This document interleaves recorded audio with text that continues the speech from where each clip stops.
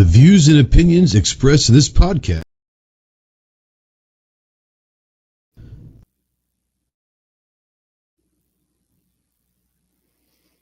What is going on? The views and opinions expressed in this podcast are those of the individual guests.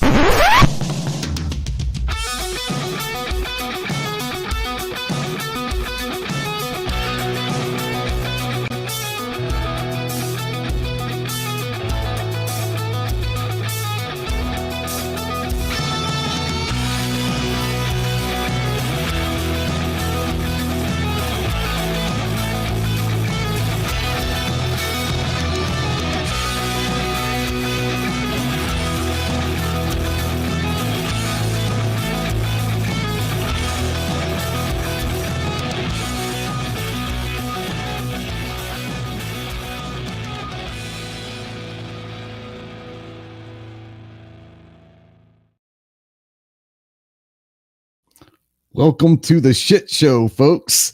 This is my first time on air. Welcome to the amateur hour or 2 hours that is. Welcome to the Armed Citizen Podcast Live.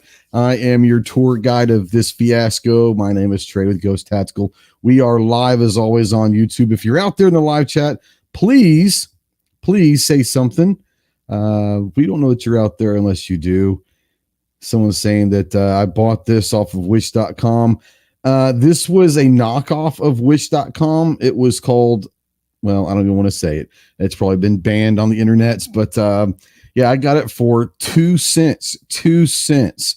You get what you pay for. I am that cheap. I need some more YouTube money and some Amazon money and all of that. Maybe one day I can get into the big leagues and get something that's kind of professionally done. But you know what? It wouldn't be this show if it was professionally done, but it is what it is.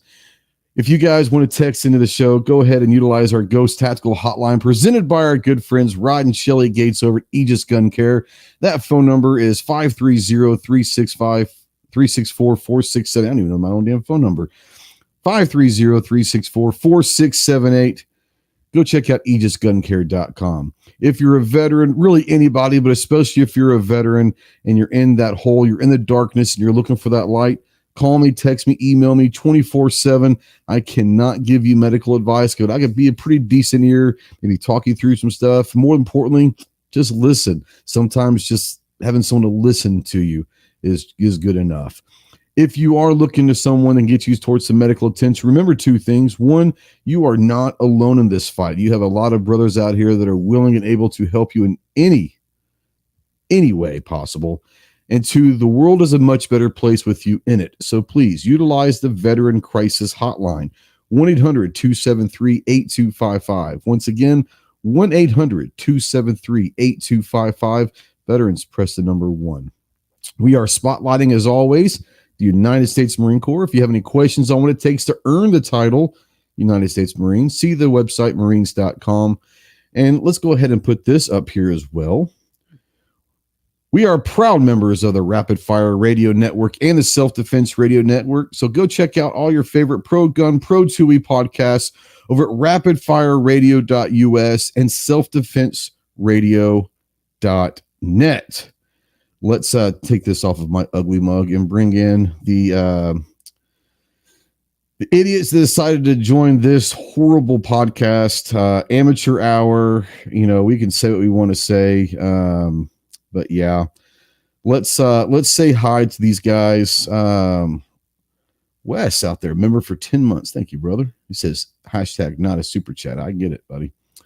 From the weirdest state in the union, the only state that has 4 letters in it, but takes 2 people to say it, to spell it, to be a part of it. The strangest fan base in the world. Chris from the 740. What's up, homie? Hey, thanks for the invite. I've been looking forward to it. Yeah, you've had a heck of a day, so thanks for coming in. I know that you were maybe 50-50 at best on whether you're going to make it. Yeah, it was getting kind of sketchy there for a minute, but we finally got the lady water and we're good to go. There you go. There you go. From our good friends at Anderson Manufacturing, we got the man, the myth, the legend, the guy who may have popped his cherry this weekend over something. Let's just gonna throw it out there. What's up, homie? Hey, what's up, Ghost? Thanks for having me on. Yeah, man. So I know that you tried something that's kind of a little out of your comfort zone, something you've been wanting to do for a while, or maybe not competed in it yet, but you went and you got to witness it. We've been telling people all along, competitive shooting is where you want to be. It's fun. It's a great part of our community. And if you really aren't ready to shoot in it yet, go watch one.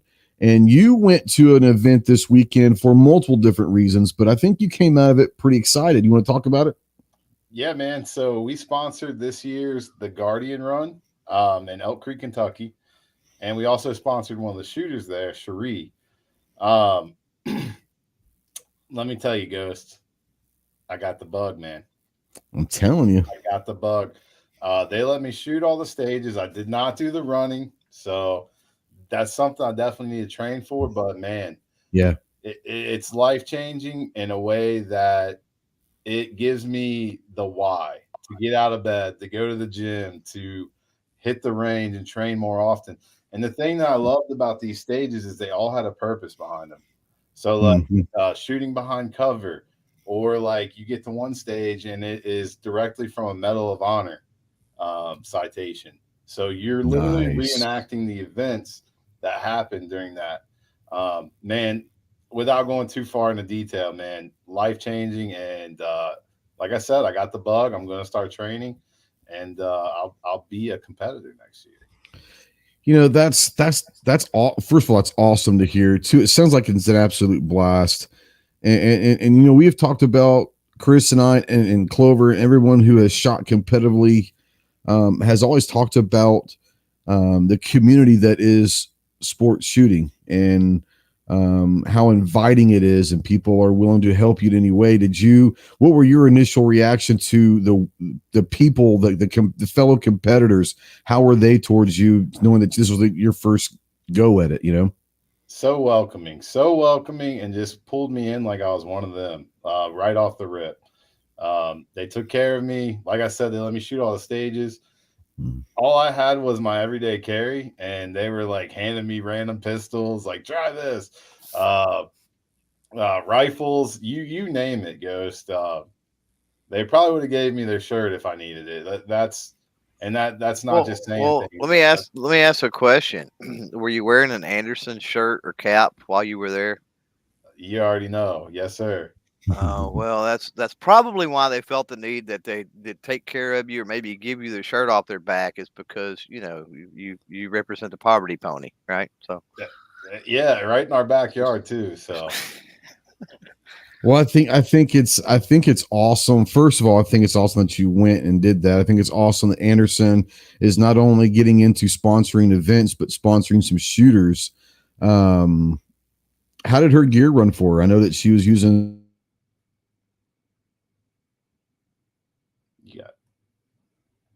I think we lost Ghost, y'all.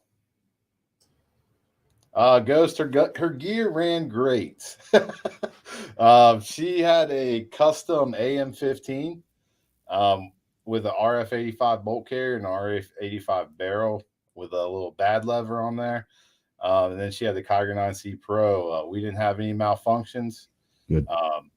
So, you know, that's the best we could ask for. Her red dot did fog up a little bit on a pistol coming out of the water, but once it dried out, everything was good to go. it was probably a vortex. What do you expect?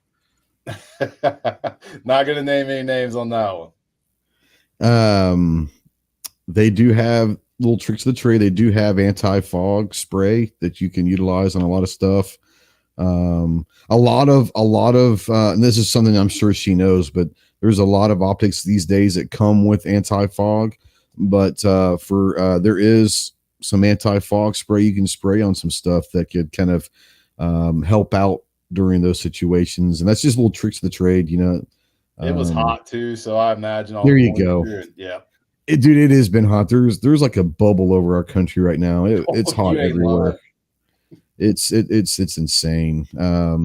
I know we got a lot of people out there. It is giveaway night. We are going to have at the top of the hour, we are going to give away some of the Hyperion PTCs for people that entered.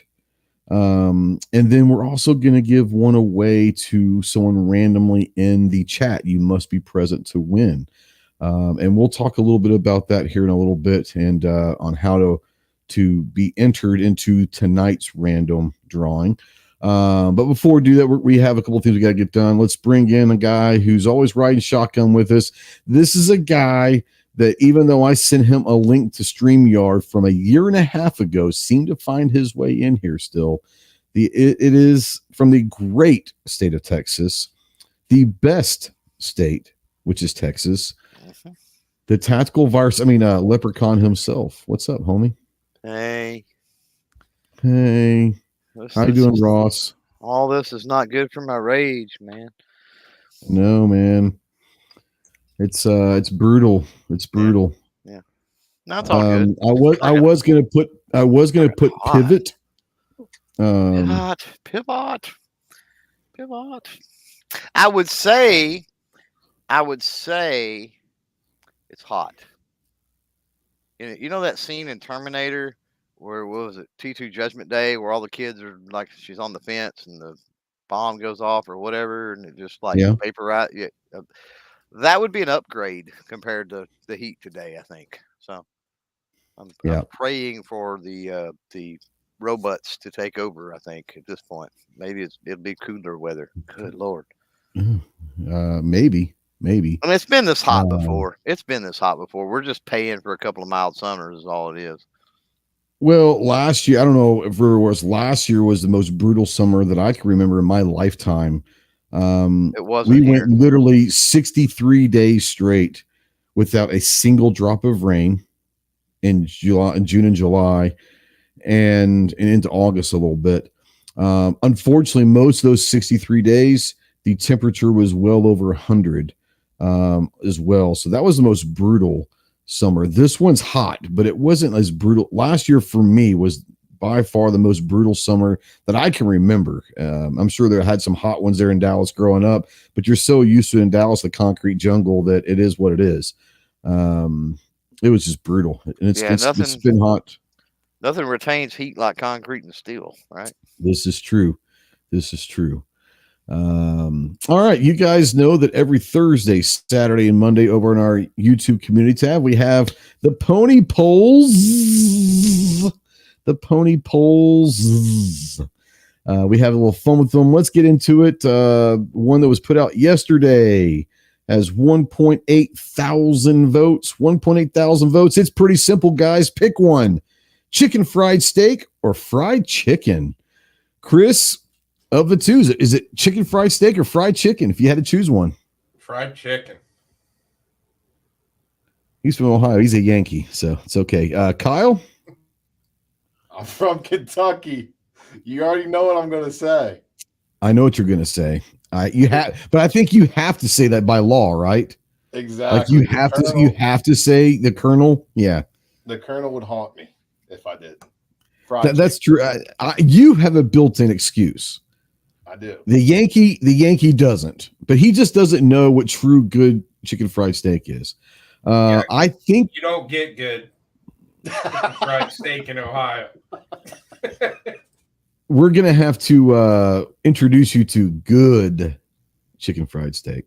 Now, Chris is probably one of those that has like brown gravy with his chicken fried steak. That's probably why it's not very good. You have brown gravy. Have the white. Don't. You got to. He's looking at me like, what? White. I know what Clover's going to say, but with that.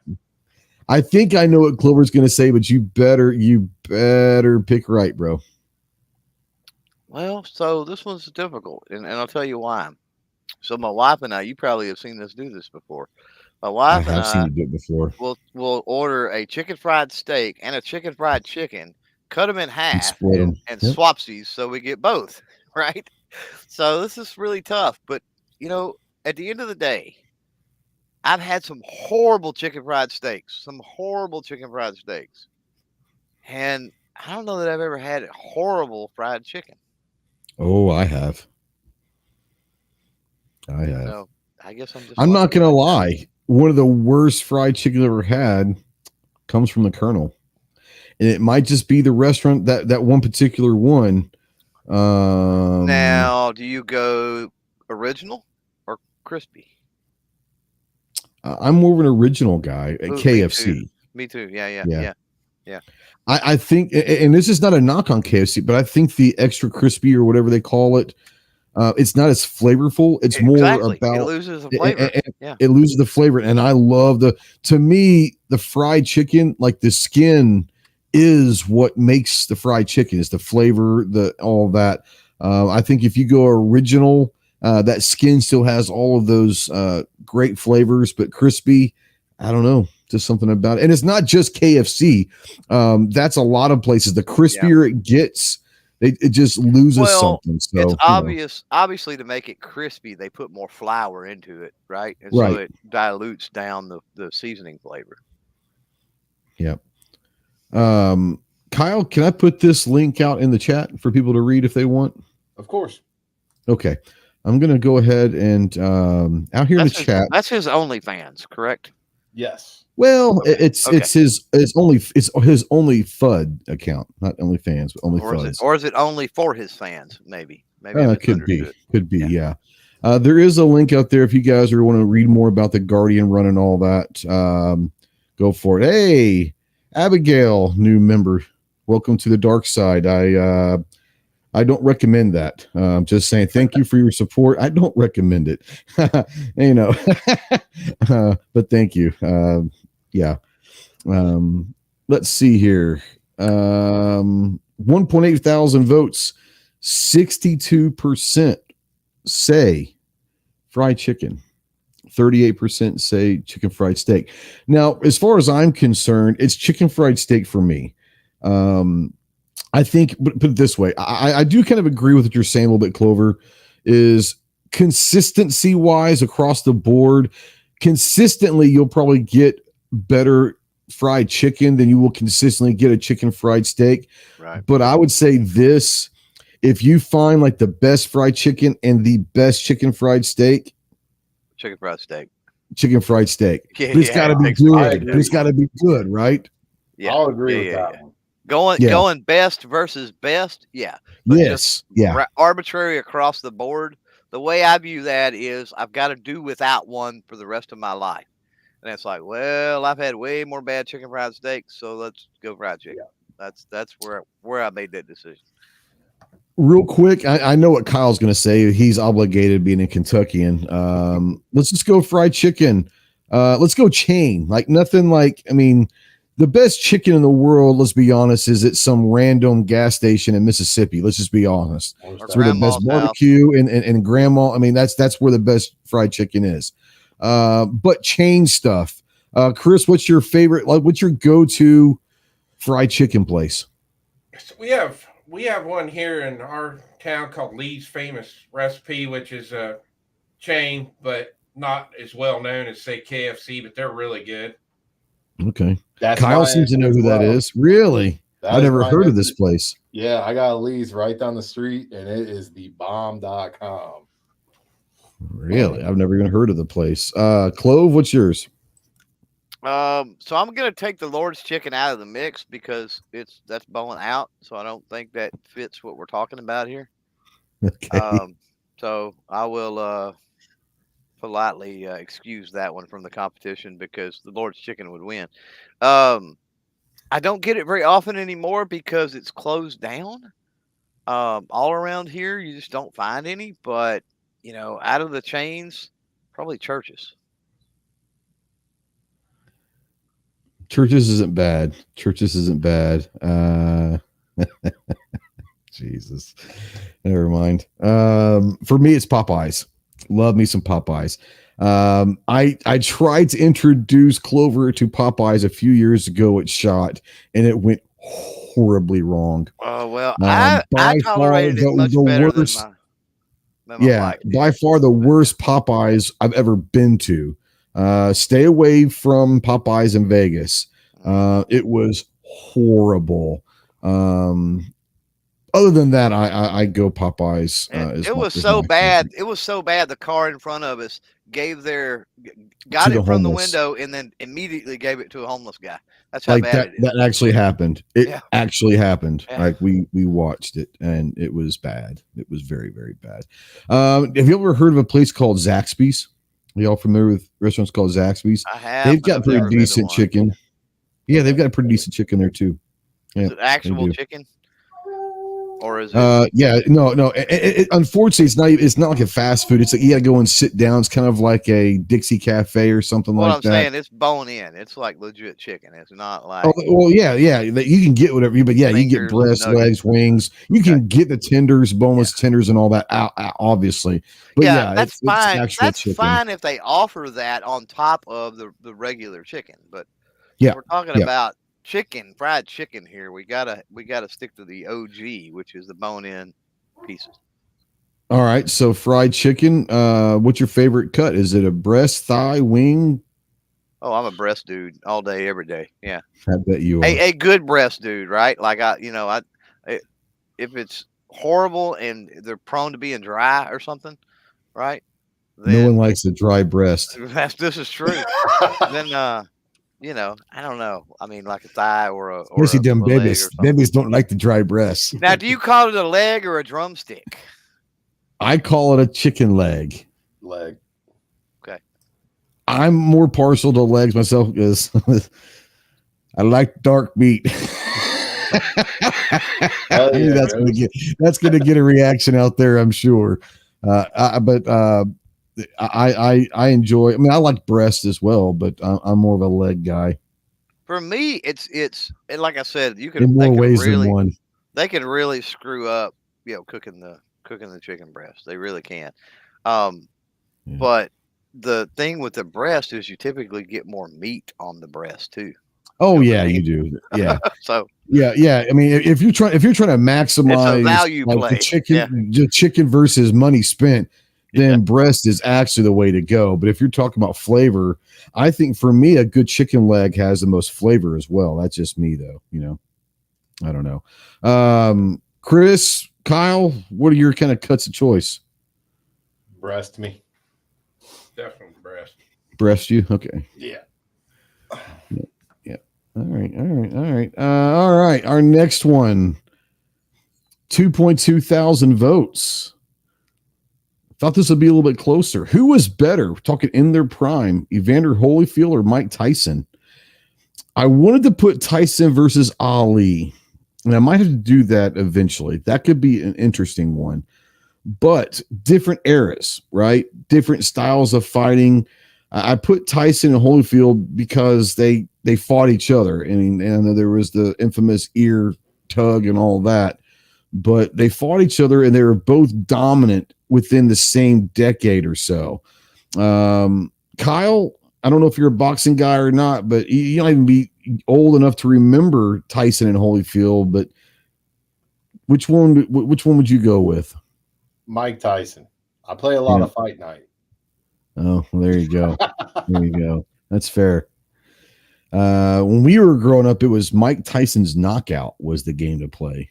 Punch Out. I'm sure Clover remembers that. Punch Out. That's what it was. Punch Out. Yeah, that was good stuff, man. That was good stuff. Don't remember the cheat codes anymore, but once upon a time I did. Well, not the cheat codes, but to skip straight to Tyson, the code for that. Yeah. So were you picking Tyson or Holyfield, Clover? Damn. That's tough because if Tyson gets a hit, you're done. It's pretty much it's that simple. But Holyfield has a reach, right? And as far as being technical, Holyfield was tough, bro. Holyfield was more technical. And I think there was a reason the whole ear incident and stuff took place is because he was frustrating Tyson. Because he was being technical. No doubt. So while Iron Mike, I definitely don't want to take a hit from that dude because he'd kill me. But best boxer, if we're talking about the best boxer, it's kind of like staying true to bone-in fried chicken. Like true boxer. I got to go Holyfield. Got to go Holyfield. Yep. Christopher? I'm going with Tyson because growing up, I mean, I don't think I ever missed one of that man's fights. He was just the No, most neither did I. exciting guy to watch in the 80s and early 90s. I mean, the guy was. I never. Well, he seen a was more especially brutal great hitter to than watch. that guy. He was especially great to watch if you had ADD, because it didn't last no more than about 30 or 45 seconds. Yeah. There were fights that I remember. One of us in my group of friends, their dads would always do the pay-per-view, because a lot of them, when they first started out, Tyson was HBO, I think, HBO boxing, and it was, everyone would watch it. And then they started realizing they could make a lot of money on these fights. They'd had to do the pay-per-view, and then it would last like 45 seconds, and man, pissed off a lot of people. There was more. My grandfather was really big into boxing, and so would get the pay-per-view events and stuff, right? And I can remember in Tyson's day, I can remember several fights, pay-per-view, mind you, $49.99, whatever it was. Yeah, whatever it was. Yeah, I was fixing the chips and dip or whatever in the kitchen and missed the freaking fight. It was so quick. Yep. No, that's like, it was like thing. ding ding, oh, it's over. And you're like, what? Like, what? And then you had to watch it on replay. Yeah. For me, I mean, my favorite fighter of all time is going to be Tyson. I think he was hands down the most dominant heavyweight you'll ever see. Well, you didn't say your favorite, though. I'm getting to that. I'm getting to that. If you just shut up and let me talk. My God, man. Yeah, by far my favorite fighter of all time. I think he's the most dominant fighter ever, any weight class. But if I had to choose the best boxer, I think it was Holyfield. He was a better fighter. He's a better boxer. It's kind of like pitchers. There's guys that can just throw it, and there's guys that can pitch. Greg Maddux never broke 90 in his lifetime, and is one of the top probably 5 most dominant pitchers ever to live. I would probably take Maddux. We're going to get off into sports, and we don't need to. I would probably take Maddux as my all-time starting pitcher. Like, when I think dream team lineup, probably Maddux. Yeah. Right? And he doesn't get those. He doesn't get those accolades. I mean, he gets plenty of accolades. He was good, but I don't think people realize exactly how good he was. Yeah, but and that's where, and I think that's, yeah. Go ahead. I was just going to say, to your point, and for the other ones too on the panel, favorite. I mean, hands down, watching Tyson was the best. Yeah. I wanted to see how many knockouts he had under a minute. He had 8 knockouts that were less than a minute. Yeah. There's no telling. What I loved about Maddux, goddamn. What I loved about Tyson is that dude came out. He didn't have like the flashy robes, the all that. He walked out. If he wore anything, it was like a cut off like sweatshirt, but that was it.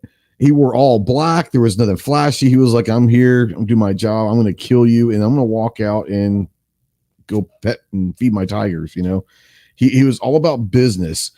There are 2 boxers. Holyfield is one of them. And I think one in that era that gets left off of lists as far as being a technical fighter. And I think people forget how good Lennox Lewis was as well. Like right after Holyfield. Lennox Lewis was incredible as far as a fighter as well, Mm-hmm. Yeah, I would agree. He was great. But 2.2 thousand votes, 85% say Iron Mike. And I can't disagree. I mean, either one's fine. But, if you're just going saying who is better, honestly, it's tough. Tyson's like Shaq, bro. Like, may not be the best ever, but was the most dominant. I mean, that dude was the most dominant and most feared, like the most feared boxer ever. People feared Muhammad Ali, but they weren't scared, like truly scared, like they were for about 2 or 3 years with Tyson. Tyson was just different, bro. He was just different. And the key, I think, to beating Tyson was to not let that get into your head. I think that. Yeah, but there was very few that. Oh yeah, there were I very agree. few that could do that. Yeah, no, he I had agree. won probably 95% of his fights before the fight even started. Let's just be honest. Yeah, but no, yeah, you're absolutely right that you had to, but man, that was brutal. He was a brutal man. Yeah, normal person, he would kill them if he punched them. Oh, literally, like literally, he Right. would kill Yeah. someone. Yeah, Yeah. no doubt about it. I would think he would even probably kill like an amateur boxer, even though they strengthened up their neck muscles and all that. Right. An 18-year-old amateur boxer, I think he'd probably kill him. I mean, that's just the way it was. That's what I said earlier. If I took a full force prime Mike Tyson shot, it would break my neck. There's no you wouldn't get up. Yeah. You wouldn't get up. All right. Last one, 1.9 thousand votes. Which is better? If you know, you know. The Canik TP9 or the Walther P99? Kind of a little bit of an inside joke, kind of not really an inside joke. It's well known, but kind of like a sarcastic poll, if you will, because a lot of people may not understand why I picked those specific two guns.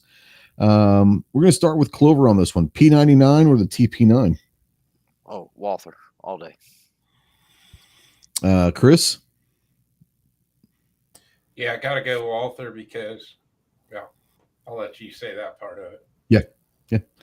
Kyle? I'm going to go with Walther as well.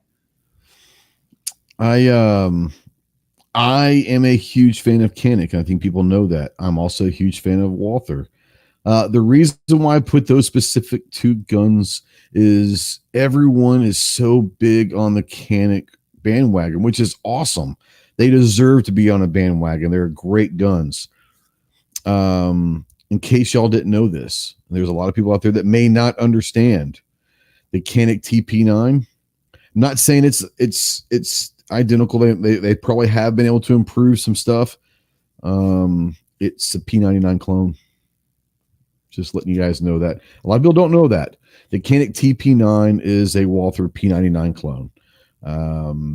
Now, once again, Canik took the P99 design, and like a lot of other companies that are doing clones, they take the good things from that gun and probably keep them. They take the stuff that could have been improved somehow, ergonomics or whatever it is, and they make it better. I'll tell you what I think that the one big thing that they did better. Now, everyone knows how I feel about the Walther PPQ.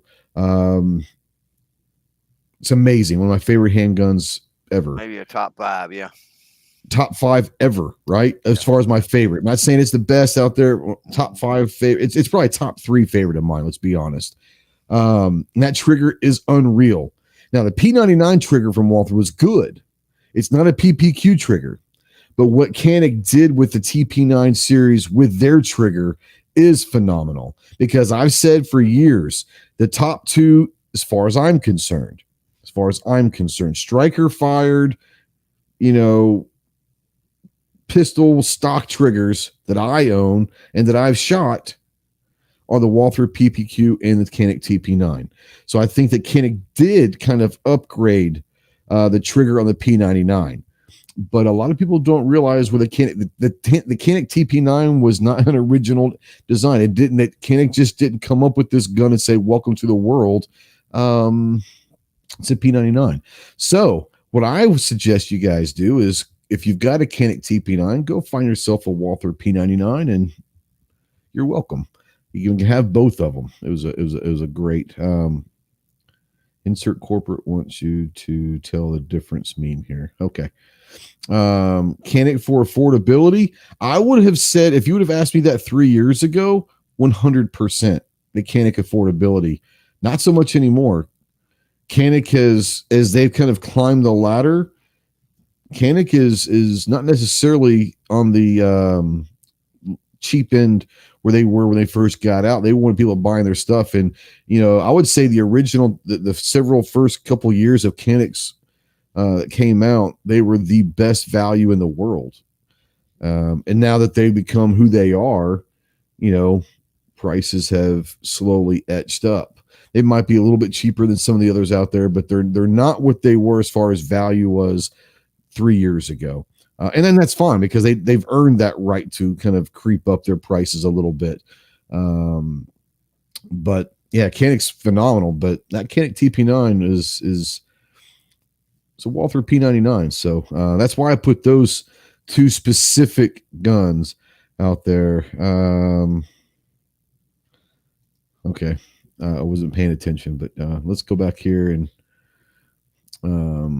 see anything out there. I'm sure everyone's probably talking about this. Buck out there says Canik. Abby knew ahead. She just one is just a copy of the other. Well done. Artac says the P99. Mike says Canik because it's my first purchase. Well, I mean, that's just emotions there. But now he comes back and says, but I also love Walther. So, yeah.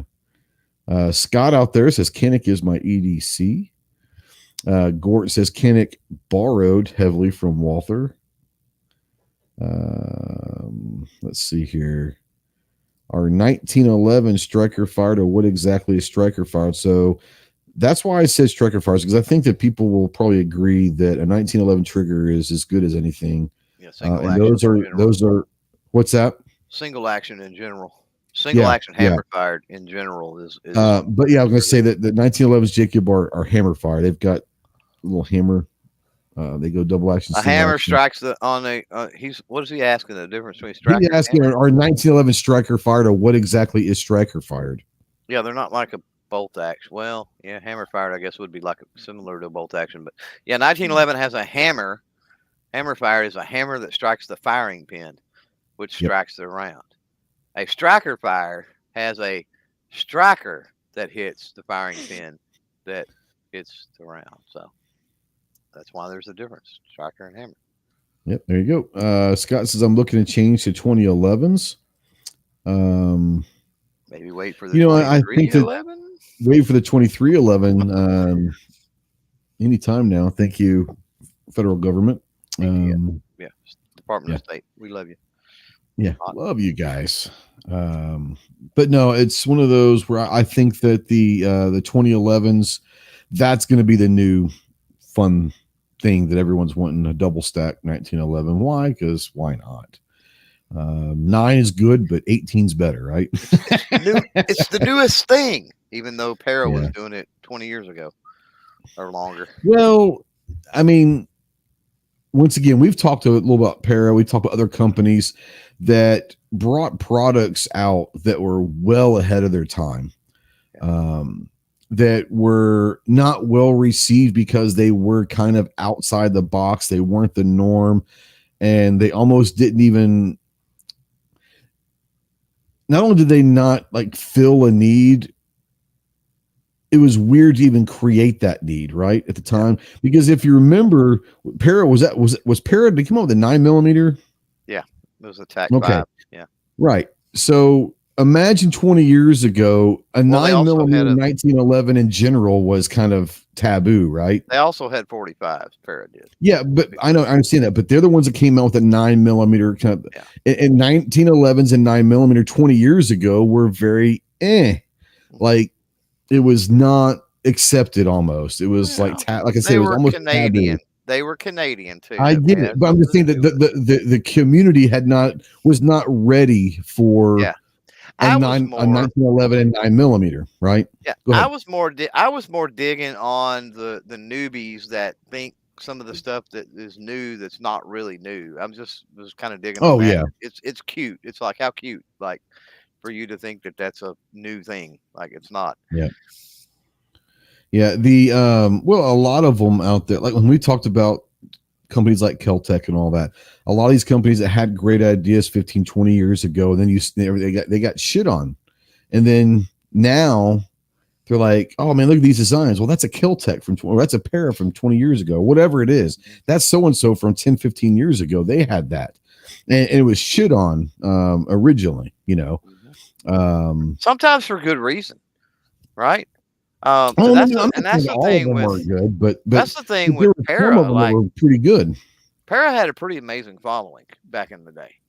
So it's just the market, I don't think, was ready. I don't think it was Para was not doing a bad job with what they were doing. I've owned several. That's what I said. Just, They were ahead of their time. They weren't ahead of the people time. were not ready for it. Wasn't ready. Yeah. Yep, absolutely. I will be Absolutely. looking in Tulsa for a para. I can almost promise you that TAC 5. Sure. Real quick, let's go ahead at the top of the hour. We're going to announce the people that pre-registered for the giveaway. We're going to announce those winners, but we're also going to give a PTC away to a random live chat. I'm going to go ahead and put the hashtag out there to start collecting those names. We'll talk a little bit about it here in a giveaway. But the hashtag is PTC, and it's for the Hyperion Precise Trigger Control. And you guys have heard me talk a little bit about it. I'm actually going to talk to Clover off air because I'm having some issues with the video. Even though I have explained to them context, I explained to them this does not alter the way the firearm works. I think YouTube's a little nervous about what this gizmo is, and it's not liking it so far. So there was supposed to be a video that comes out, and we'll have to see how that goes. But this might be something Clover and I had to talk about off air. I think they just don't know what it is, and they're assuming that it's something different than it is, and it is what it is. But it's a pretty cool little thing. The Precise Trigger Control, basically you put on an AR platform, take your trigger guard off. This fits right into the trigger guard. It's got a little screw, so like when you pull a trigger and you let it out to reset, you can kind of tighten that screw in right there, and it holds that trigger right there. So it basically comes, that 1.5, 2 pound, real quick, if you will, a single stage from reset trigger. It's pretty awesome. We're going to give 5 of those away, and then we're going to give 1 away right now to a random guest. And then what we're going to do is also we're going to come back in the fall and give out 5 more. We're going to do, instead of giving all 10 right now, we're going to give 5 now. We're going to give 5 away in the fall, maybe good Christmas gifts or whatever. So we're going to do that as well. But real quick, we got about 20 minutes before we do that. The topic tonight is Canik versus Walther. And the reason why I did that is you're talking about 2 different companies that have similar guns these days, but we're talking about an OG gun company with a vast and immense history versus the kickstart up, the newcomer. And when we see Canik, and I love what Canik has done, they've done a great job. They've put out phenomenal products. They've done a great job of marketing and all that. And then you have one of the OGs in our community, in our industry, is Walther, and what they've done to kind of keep up with the times. And I think everyone on here respects both of them. I own both companies, love them both. I know Chris, Clover, Kyle, your experience with Walther and Canik. I'm assuming you have experience with both those. Let's kind of go through the room real quick and talk to Chris.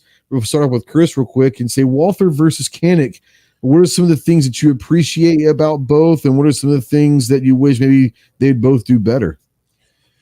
I think up until Canik came out, Walther always had the best striker fire trigger of any striker fire gun, period. Canik made that trigger just a little bit better, especially when the TP9 SFX came out. Yeah, and it got better each gun that came out after that. When the Meta series came out, the trigger was just a little bit better. When the Rival came out, it was about the best you could get right out of the box. My problem with Canik is I don't think Caniks just don't feel as good in my hand as the PPQ or the PDP. They feel cheap to me. I don't know what it is. I don't know. They just, to me, I love the grip on the PDP. I think it's one of the best grips ever. But that's why I don't like Kel-Tec. It's just like they feel horrible. That's why I don't like SIG. I think SIGs are great guns. They just don't fit my hand. SIGs feel big to me. Yeah, I'm not a fan of the way it feels. And people say, you don't like SIG. I love SIG. I just wish they'd feel better in my hand,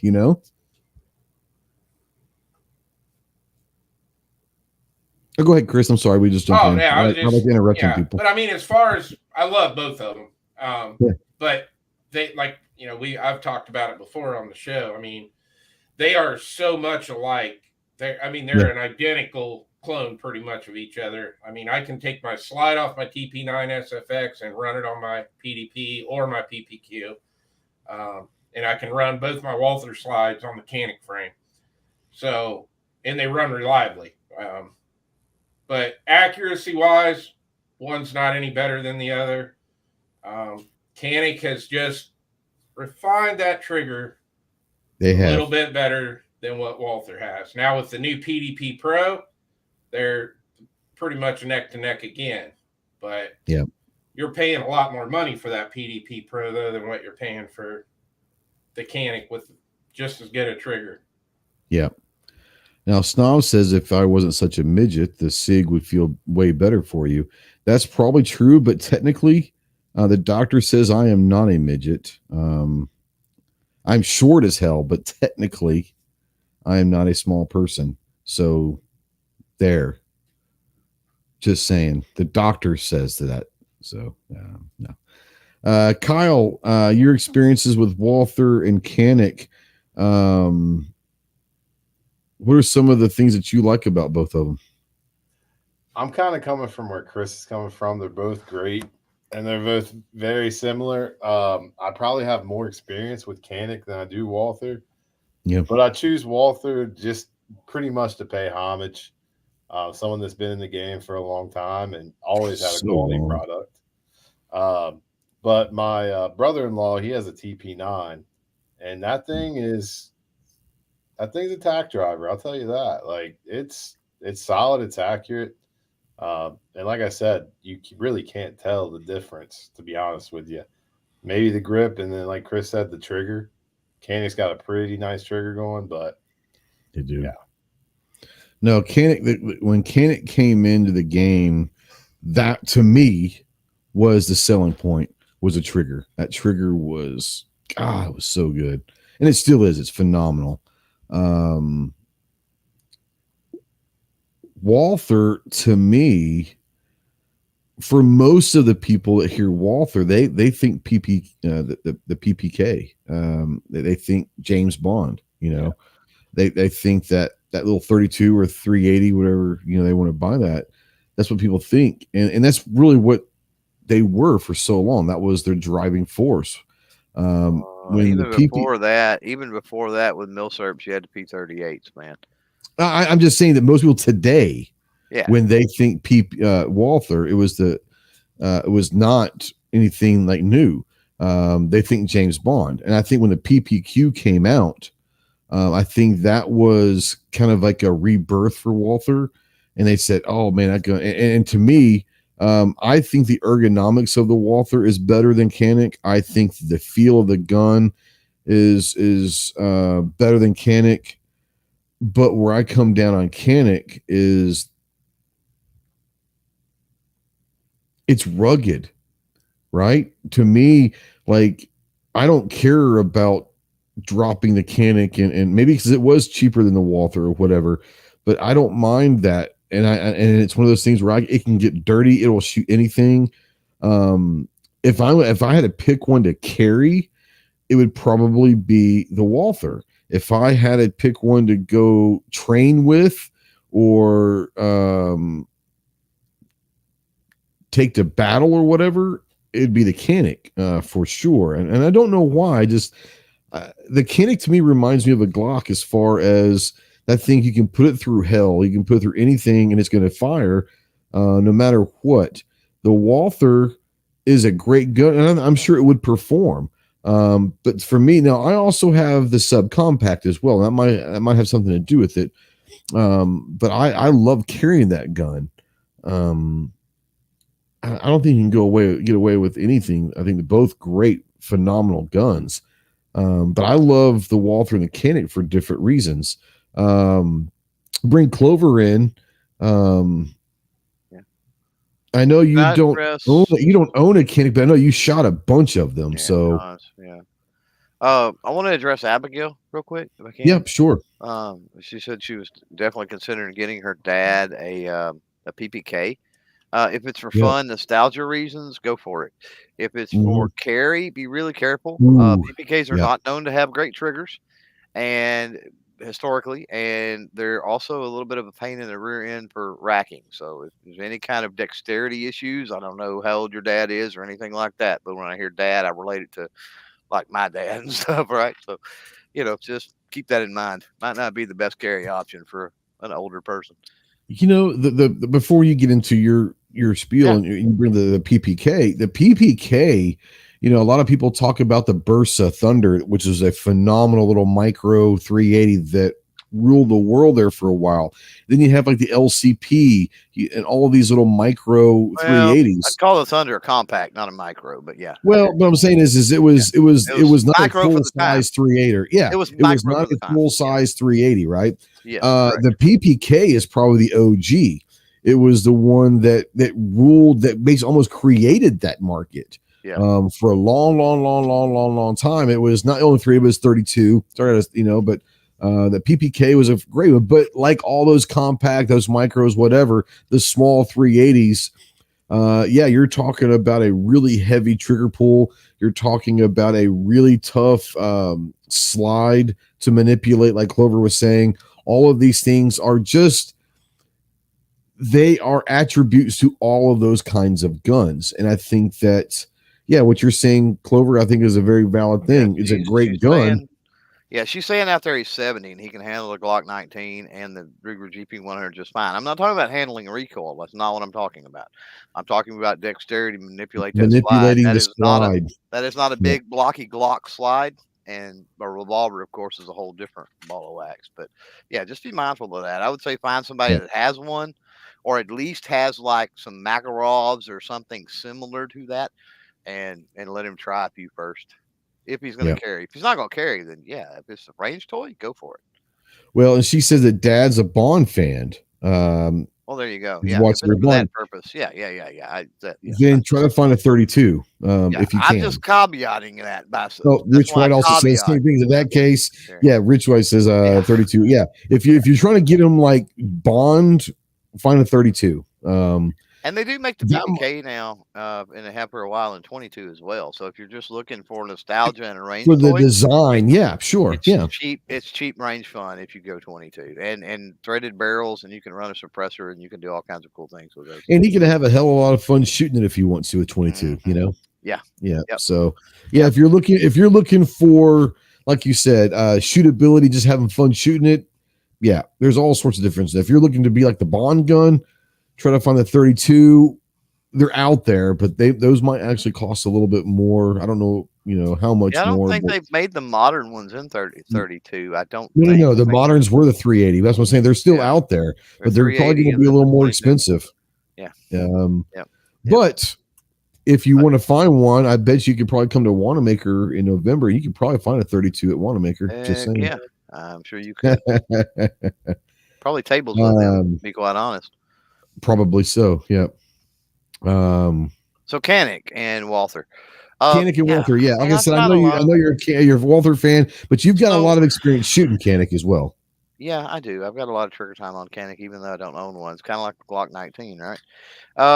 So Canik for me, it has over time, Canik, it's grown in popularity with a lot of people. It has lost popularity with me over time. And part of the reason is they started out with a pretty awesome handgun, and they just, for whatever reason, I don't know if it's manufacturing cost. I don't know what all goes into the pricing. So I can't speak to that. But for some reason, the prices crept up and crept up and crept up. Now they've offered various models of the same gun, right? And so Walther always has that lineage, and not just, it's just like any other major company where they just have a bigger product line. And I'm going to gravitate more towards those types of companies rather than the one-trick ponies, right? You know how well I love me a centerfire Smith & Wesson, right? Semi-auto. You're a big fan of those, right? But I appreciate Smith & Wesson for offering multiple things in their lineup, right? Yeah, and then going back to Walther, I mean, one of the things that people don't realize is the competition world in 22 with Walther, and especially as of late, since they acquired in what the early 2000s or something, they acquired Hammerly. But even before that, the Walther competition stuff was just in 22 was just freaking amazing. But look at since they acquired Hammerly, the amount of gold medals, silver medal, bronze medals that brand has stacked up in competition. I mean, it's undisputable who makes the Yeah. better firearm overall. Yeah. If you're not comparing model to model, but for me, I still get, and maybe I have, and you know this. When I first got my PPQ, and mine is the 5 inch, it's the absolute full size. It is basically Overcompensating, that's what it is. it's basically the what is the match the Yeah, it's the Q. match It was a come out. precursor to the Q5 match. Yeah, was the full size PPQ. Yeah, Yeah, they for sure. released this one, and then wasn't a month later like they always do. They had the match out. But anyway, I had some problems first 100 round, not problems, but I remember told you because you got yours about the same time, and we were talking, and you were like, "Oh man, the trigger's awesome," blah blah blah, and I said, "Mine's got potential, but it's a little gritty." And within a Yeah, I box or remember you two, saying that. Mine did not have that issue. but within a box or two of ammo, and you know this because we've talked so Mhm. much, within a box or two of ammo, it was glass. It is unbelievable.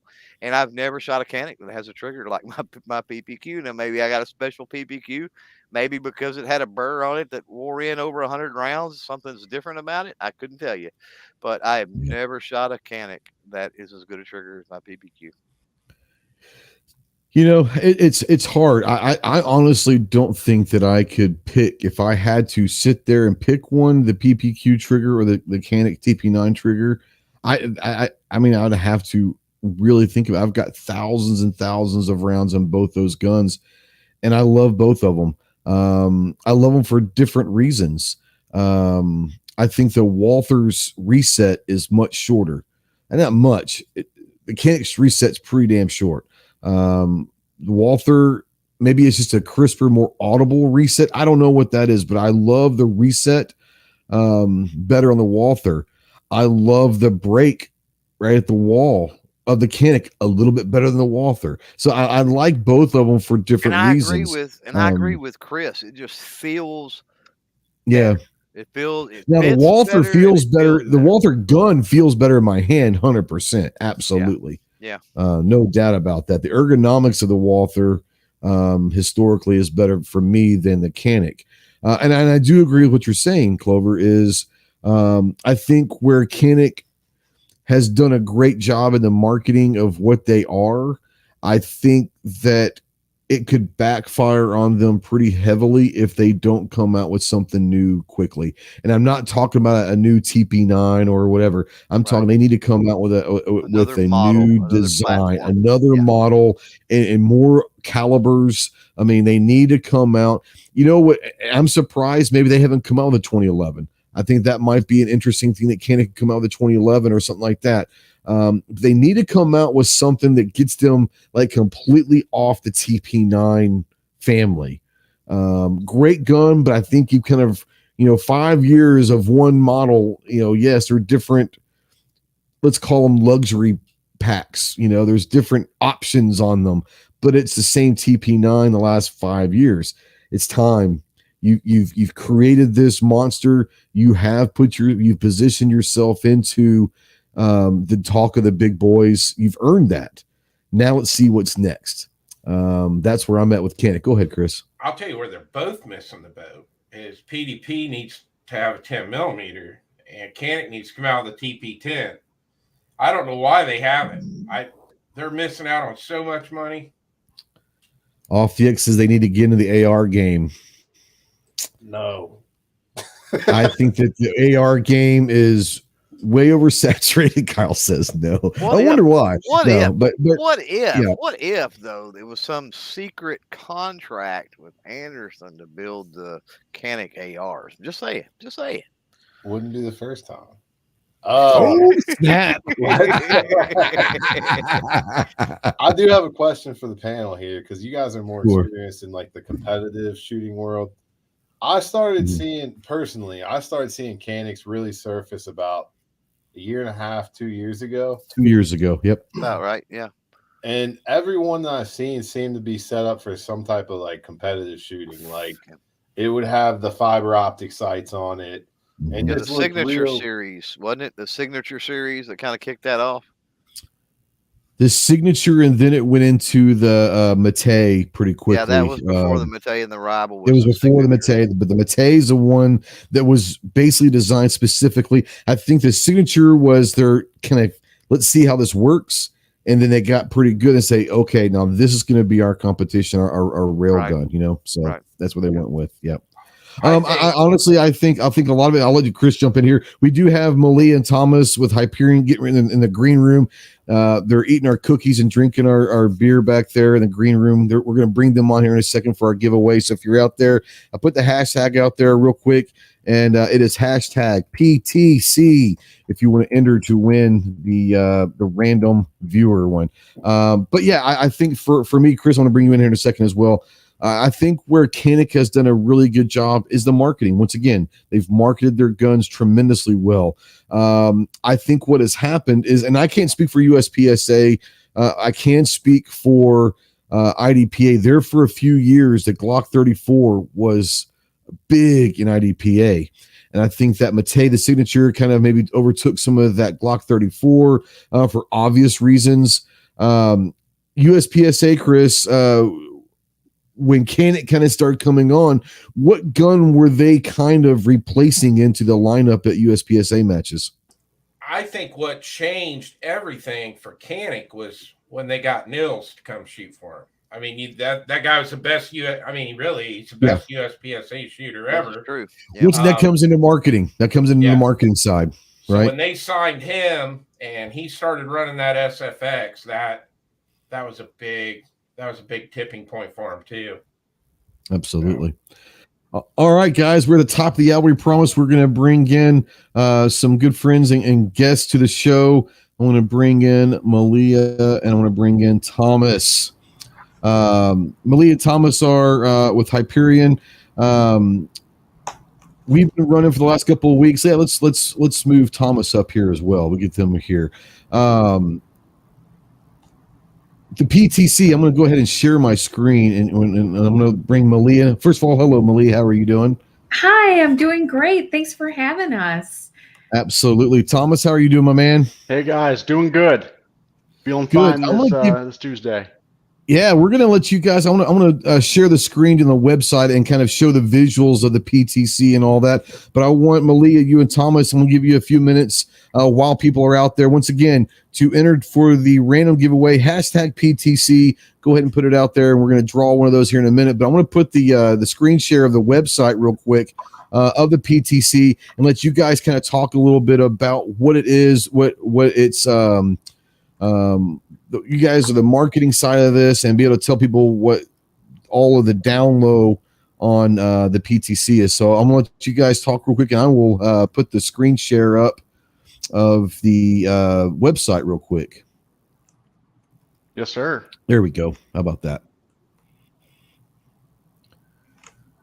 All right, so we've got the precise trigger control. It is replaces any. I'm gonna read from the website real quick, and then I'll bring in Thomas and Malia to kind of go over the ins and outs of it. Replaces any standardized trigger guard on AR rifle's lower receiver. There are some set screws in place, and a set screw and a screw that goes up underneath the grip, removing the extra pre-travel and post-travel of the trigger. Like I said earlier, guys, the coolest thing about it is it really you pull that trigger and you let it go to reset. And at that point, you can tighten that screw, and that trigger is going to stay at that reset trigger, the pull weight, and all that. For me, I've been saying this. I think it's going to be a huge thing for competition shooters that shoot like 2-gun or 3-gun until those governing bodies ban it, because it's going to give people and every good thing that comes through competition shooting, they end up banning because it gives someone, a step up. But I think it's a phenomenal thing. I love the fact that it basically turns it into a real quick, pound and a half trigger, or whatever you want to call it, for accuracy, for follow-up shots. Does it take some getting used to? Yeah, it does, but it's not that much, and I love it. I'm gonna bring Malia and Thomas in and let you guys talk a little more about the product real quick. Absolutely. Whoever wants to I'll start. kick it off if you want, Malia. Yeah. And going off with the competition thing, I agree. I think it is an awesome product there as long as it can survive. And then also for hog hunting, in some of Oh, those yeah. states where the hogs are just very dense and there's a lot of follow-up shots sometimes, I think getting back to a place where, like you said, it takes a little training, but once you get to a place where you can really pattern those follow-up shots in a way that you want to, you're going to become a lot more efficient and effective out there in the fields. And I hope it will survive in competition shooting, but it really does. It's a drastic feel for the price that it comes at. So it's really something that can work into any level of AR owner.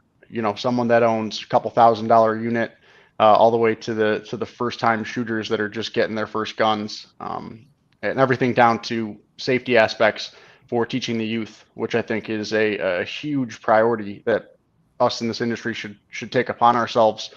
Keep educating the youth and providing new mechanisms of safety for them.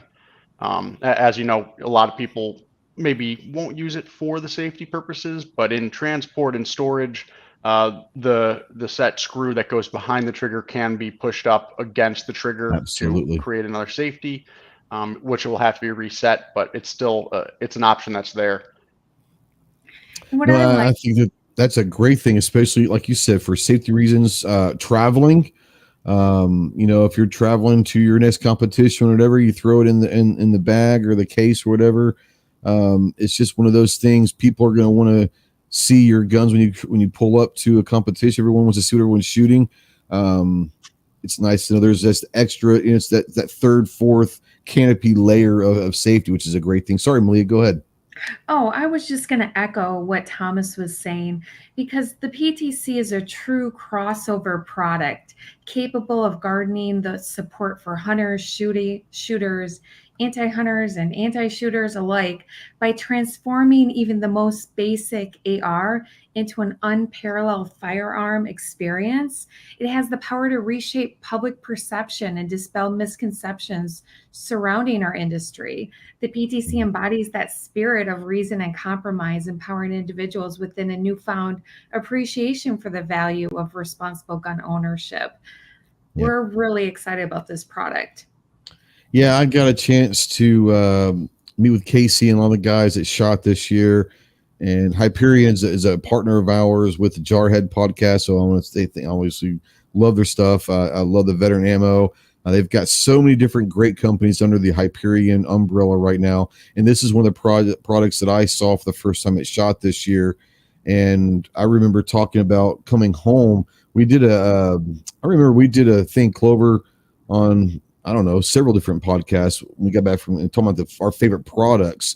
And this was one of my favorite products that I saw that were like non-gun product, like not firearms, but like a sex accessory and all that were my favorite products. And it's great that Hyperion is partnered with us and doing this. And thank you guys for doing the giveaway. Really do appreciate it. I know our audience appreciate it as well. We do have a couple of questions for you guys coming from the audience and see if you guys want to answer this. The first one comes from Off the X. It says, can it be used with aftermarket triggers, specifically flat-faced, or is it a proprietary? God, I've never been able to say that word. I'm not very smart, guys. Proprietary system. That one's always tough. It can be used with It is for aftermarket Marines, triggers. man. I'm telling you, I'm not very smart. No, that's not true. You focus on the right things. And hey, thank you for your service. I'm one of the few over at Hyperion that did not serve, but I work hard as heck for you guys because it's an honor.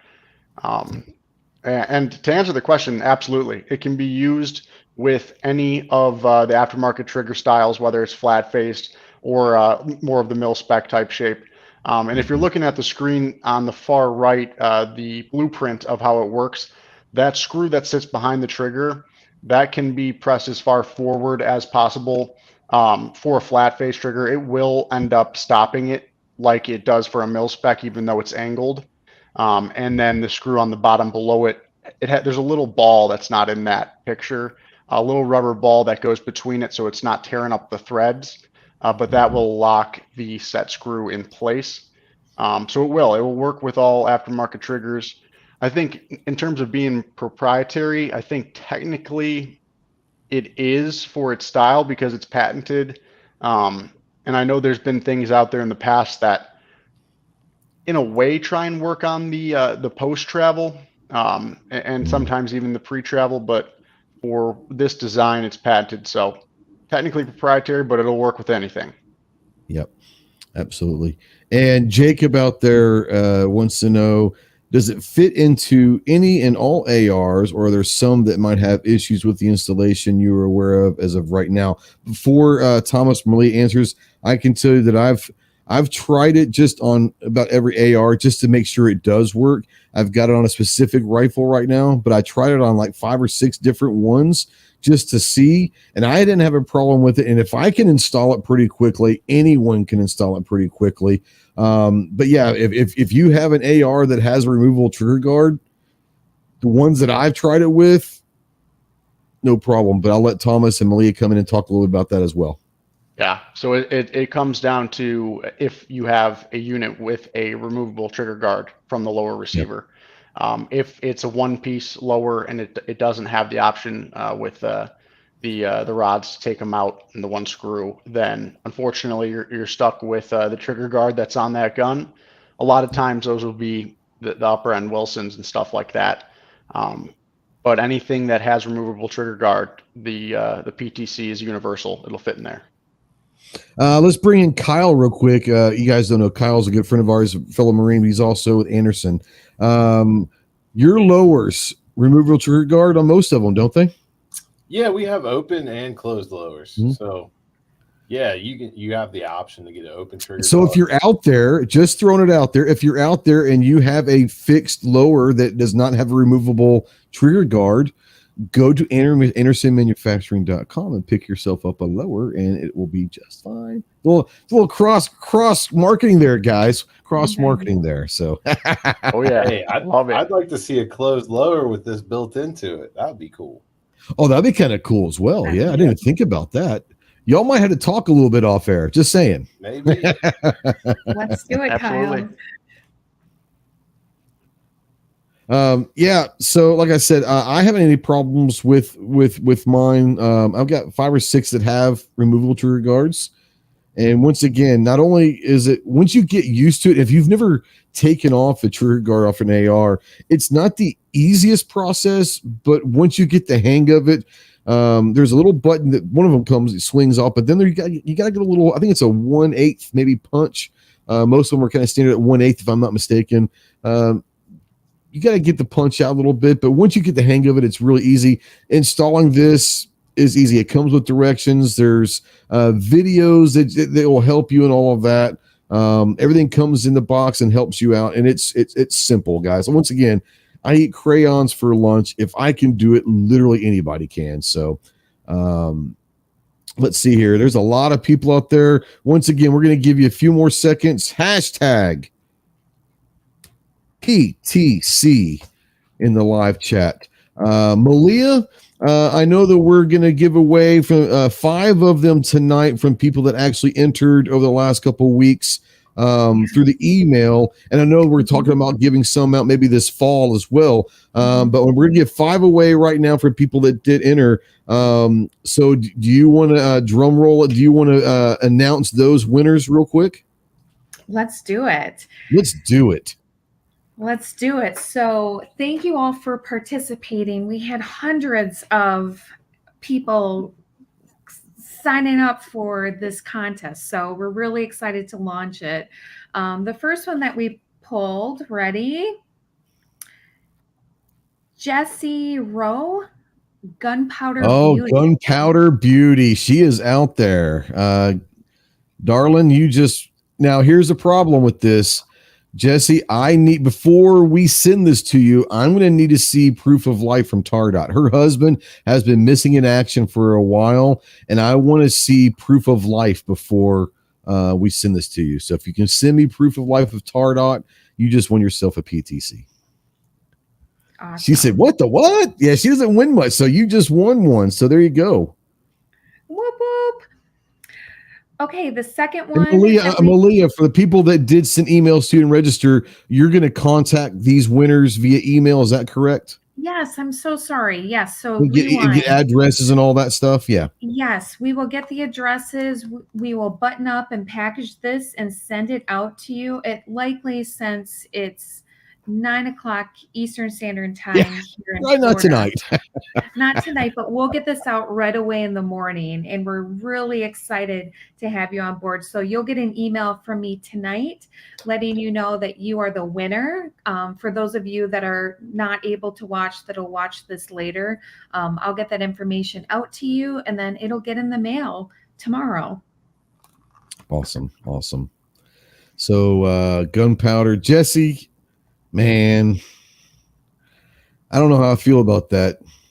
She's pretty dangerous. Now she's getting more dangerous with I don't know about that. She scares me now. She's going to be one precise. of my favorite people. He's one of my favorite people out there. All right, who's next, Malia? All right, the next one is Jacob Shapker. Is that Jacob S out there? Jacob S, this is a cool thing. Jacob, he says, congratulations, Gunpowder Beauty. Guess what, Jacob? So Jacob is a cool one because Jacob is like a young 20-something that just got into firearms in the last few years, and he comes on the live show almost every week, asks fantastic questions, asking about different things. He asked earlier about fitting ARs and all. He was the one that asked that question. So you're getting ready to find out, Jacob, because you just won one, my man. Whoop, whoop. Good job, Jake. I'm really happy for you, Jacob. Definitely. The next one is Weston Probst. Wes, and he's out there. He says awesome, Jacob. Now you can say awesome to Wes. That is fantastic. Wes is a good friend of ours from Tulsa, Oklahoma. Awesome. We got a PTC coming to you, Wes. Get ready. Now, Jacob wants to know, is Jacob even old enough to win? That's a fair question. Now, he is old enough, barely, but he is old enough. And I know Wes is old enough. We're going to see Wes in November at Wanamaker in Tulsa, and hopefully by then he'll have shot at some and let me know what he thinks. Yes, That's and we awesome. Want feedback too. So we Absolutely. Definitely want feedback when you get this. Okay, ready for the next one? Let's do it. Let's do it. All right, let's do it. Okay, the next one is Chicago Mike, the shooter. No. Yes. Oh. Chicago Mike. Are they even allowed to have this? Are they allowed to have this in Illinois? Currently, I think so. So I'm here in Illinois. Oh man, it's rough, and every day that I talk to people, they're apologizing to me for living in this state, and it is my home here. I was born and raised in the city, moved out to the suburbs a couple of years ago, and I'm looking to get to Florida soon because it's difficult to find the space, and then with recent law changes, which I think are being fought. They're trying to fight They are. There's a lot of people doing a lot of good fighting out there for you guys, and hopefully it changes here pretty soon. Absolutely. I think as of right now, they are still good to go in Illinois. I don't know if it has to do with people that are grandfathered in with their rifles already, but who knows? I'll keep people updated on that. I'll reach out to you guys if I hear more. And Perfect. one other thing one thing I thought of for all these winners, we should have an installation type of instruction video, hype video coming soon. We'll make sure to get everyone the links for that so that if they are a newer user or if there's someone that just wants the specifics of how to change out a trigger guard for the first time, we'll have all that ready for them. Yeah, and like I said, I mean, I've changed out trigger guards many times. So for me, it's simple. And even using this for the first time was not overly difficult for me. So I think if you have experience in changing out trigger guards in general, you'll be able to figure out very quickly and easily how this setup works. The videos will be amazing, and that's great. But I truly think that most people are not going to find it difficult at all. If you've got experience with trigger guards, it's going to be pretty easy for you guys. Absolutely. And some of it will come with the screw under the grip as well to help with the nuance of removing the pre-travel But like you said, it's pretty self-explanatory when you're looking at these removable trigger guards that, you might not want to break it your first time when you're dealing with the punch bolt or the punch screw there. And then one of them should be a set screw. So people will figure it out, plain and simple.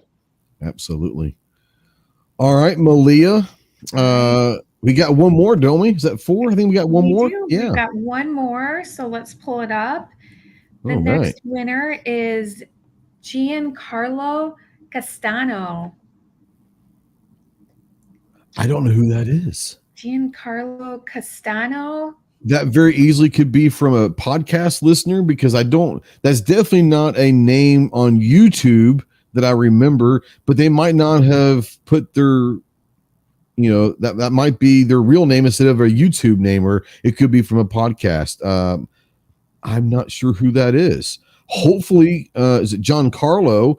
Hopefully he's either going to watch this or listen to some podcasts and find out that he's a winner, but you're also going to communicate with them via email. But congratulations. Yes. That name does not ring a bell, but then again, people don't use their real names usually on YouTube and all of that. So that very well could be the thing. If you're out there and that's your name, well, you can tell me that's your name and it might not be, but you're going to find out.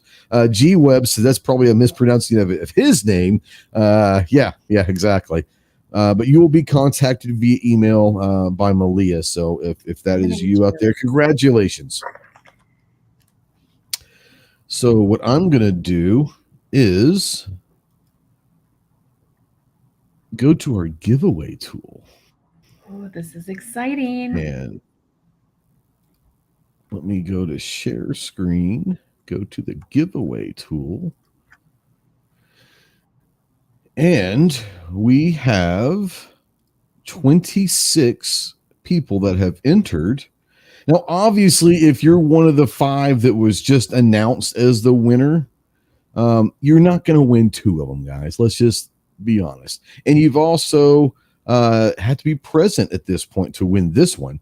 So we'll give you a little bit of time if we draw your name to say yes. And then we'll tell you how to contact Malia for address and all of that stuff and all of that. But let's go ahead and do that. I'm going to go ahead and hit the button when you say, let's draw this bad boy and see who our winner is.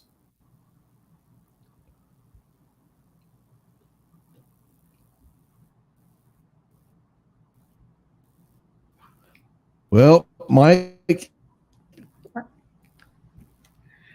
you are not tensions are mounting. Win another one.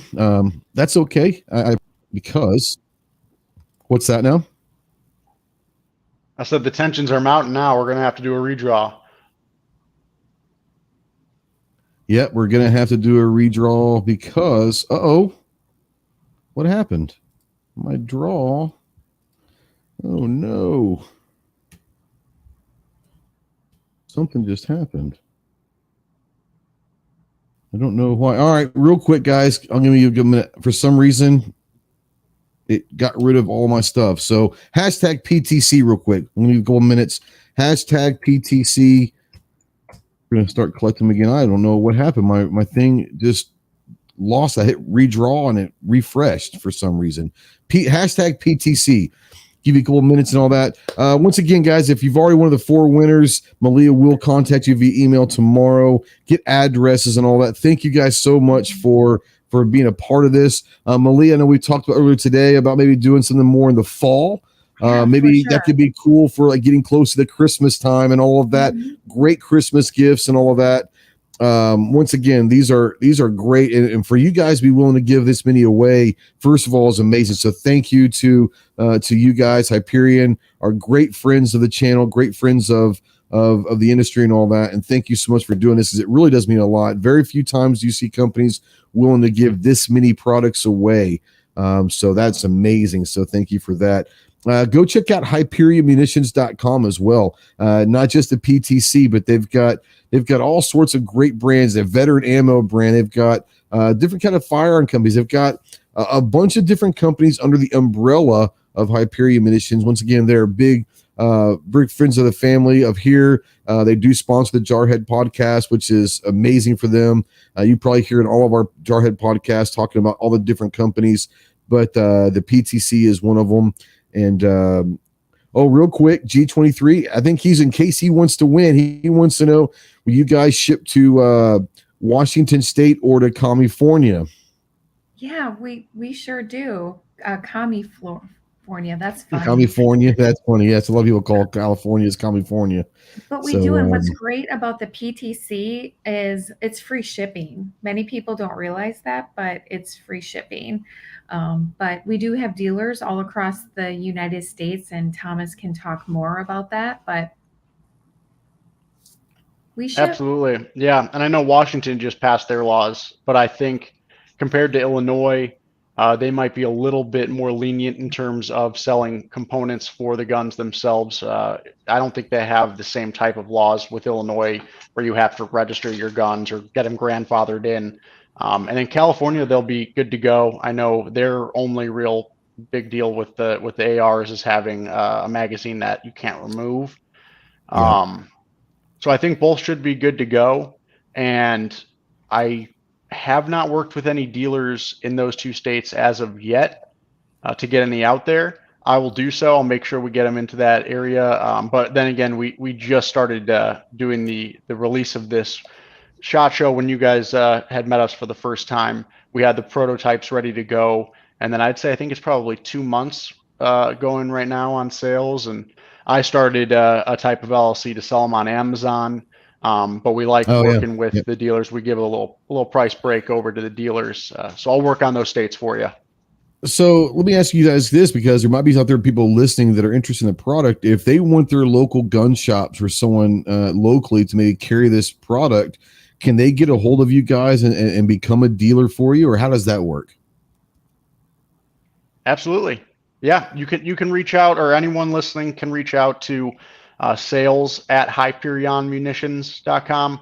You can reach out to me directly if you want. Mine, my email is just Thomas, THOMAS, @hyperionmunitions.com. And if you were to either give us information on the dealer in your area, I can do a call over and get some units to them. If you're friends, family with a dealer in your town, they can reach out to me and we can help them out right away. And actually, what's cool, I'll grab this real quick here. Yeah. We've got 20 entries here in the last couple of minutes. So as soon as Thomas gets done and all that, we'll draw real quick. Go ahead, Thomas. Go ahead. So 4 dealers out there. I'm going to bring this in, and I'm going to bring a solo layout for you. Okay. So I hope people can see this. I'll do my best. 4 dealers out there with an order of 20, 25 units. We will send out a display. It is a totally legal to have around lower receiver, like half lower receiver, and it will show the functionality of the PTC and how quick the reset there. I don't know if you guys can really get a good look at it, but I'll see if I can get the angles. Just how crisp that is, and then for the reset, oh man, that's so difficult. Let me see if I can get a good angle here. This is my first podcast. If you guys all can't tell. Hear, yeah, you're doing great, man. You're doing great. Oh man, here we go. There it is. I mean, it's nothing there. It'll feel a lot better, look a lot better in your hands. But we'll give the dealers a unit of this, and then also another one without the PTC on there, so people in the shop can test out for themselves just how crisp the break becomes, how crisp the reset is, and they can do that all right there in the store. So we have that available as well. Fantastic. All right, let's give another one away. How about that? We're going to go ahead and hit a draw and see who wins. We had 21 just in the last few minutes. Get in there. Scott Naring. Scott Naring is our winner. Scott, are you still out? Forgetting this. Malia, let's Scott, we just need your email address. Congratulations, Scott. Yeah, Scott, if you don't want to put your email address out in the public, You can, Malia, what's your email? They can maybe send you an Yes, email. Scott can do that. Email me, Scott, at marketing@ptccontest.com. That's marketing@ptccontest.com. I'm putting that out there in the chat for you. Super. So yeah, Scott, awesome. Congratulations. So email Malia and send her your address and all of that. He says, I have no issue with that. There you go. The email's out there in the chat. Go ahead and send Malia an email and all that. And once again, thank you guys for being part of this giveaway. It's exciting. I really do enjoy mine. Thank you to Malia and Thomas for coming on and announcing the winners. We hope to have you guys back this fall sometime, and that might be a cool thing with hunting season coming around the corner, and also Christmas coming up and the holiday season where some gift products and all that. It's awesome. Y'all are more than welcome to stick around, and we're going to talk guns for a few more minutes with the guys. And if you have any questions for Thomas or Malia on not just the PTC, but anything Hyperion, feel free to ask those questions. I know that Kyle's got already mentioned that he wants to learn more about veteran ammo. I can tell you, I shoot veteran ammo. Casey, great friend of mine, and Clover knows Casey very, very well as well. But Casey's been a friend for 5-6 years now, and the veteran ammo, I've got some Full Metal Jacket, I've got some defensive rounds, and they shoot awesome. They are they're based out of Florida as well, I believe. Are they not, Malia and Thomas? Yes, sir. And veteran owned. It's great ammo. Great ammo. What's that? Scott Nearing, Scott from ACTS. I think G-Webs knows Scott. It sounds like it, doesn't it? That's awesome. Oh, so Scott used to run matches in Tucson, so I guess that's where G and him know each other from Tucson. Fantastic. You know, that's what I love about this YouTube in our community. You meet people that you already know sometimes. You don't even know that you know them. Some of my best friends in the world that I've been doing this YouTube thing for 6 years now. And some of my closest friends in the world now I met through YouTube, which is kind of cool. This is a great community. The gun community is phenomenal people. We talked about competition being so welcoming into new shooters in the competition world. It's really, really great. Real quick, I've got you here. I know the PTC is one of the biggest things y'all are pushing, but gosh, you have so many great products right now with Hyperion. You guys want to take a few minutes and spread the gospel of what else you guys got going on while you got a captive audience? Definitely. Yeah, no, and I want to start off saying, thank you for having us on. Anytime that you guys want to have us at Hyperion on, we'll be around. I'll be around. Someone You have open invites, man. You guys can come on whenever you want. Nice. This is a blast. I love the field being on a podcast. It's like I said, my first time. So don't judge podcasts by this one. This one's a crappy one. So this is good. We have fun. We have fun. We don't take it as seriously. We take it very seriously, but we don't take it seriously to where we take ourselves seriously. Yeah. We try to bring good conversation with good people and try to bring relevant conversations to people. And so that's kind of our shtick, is to just have a little fun talking guns. It's a great atmosphere, and we appreciate it greatly to have us on here on the platform. Anytime, brother. I have a few cool things going. Obviously, the veteran ammo is how Hyperion got its start back in 2015. And we pride ourselves on the reliability and accuracy, just the general quality of our ammo.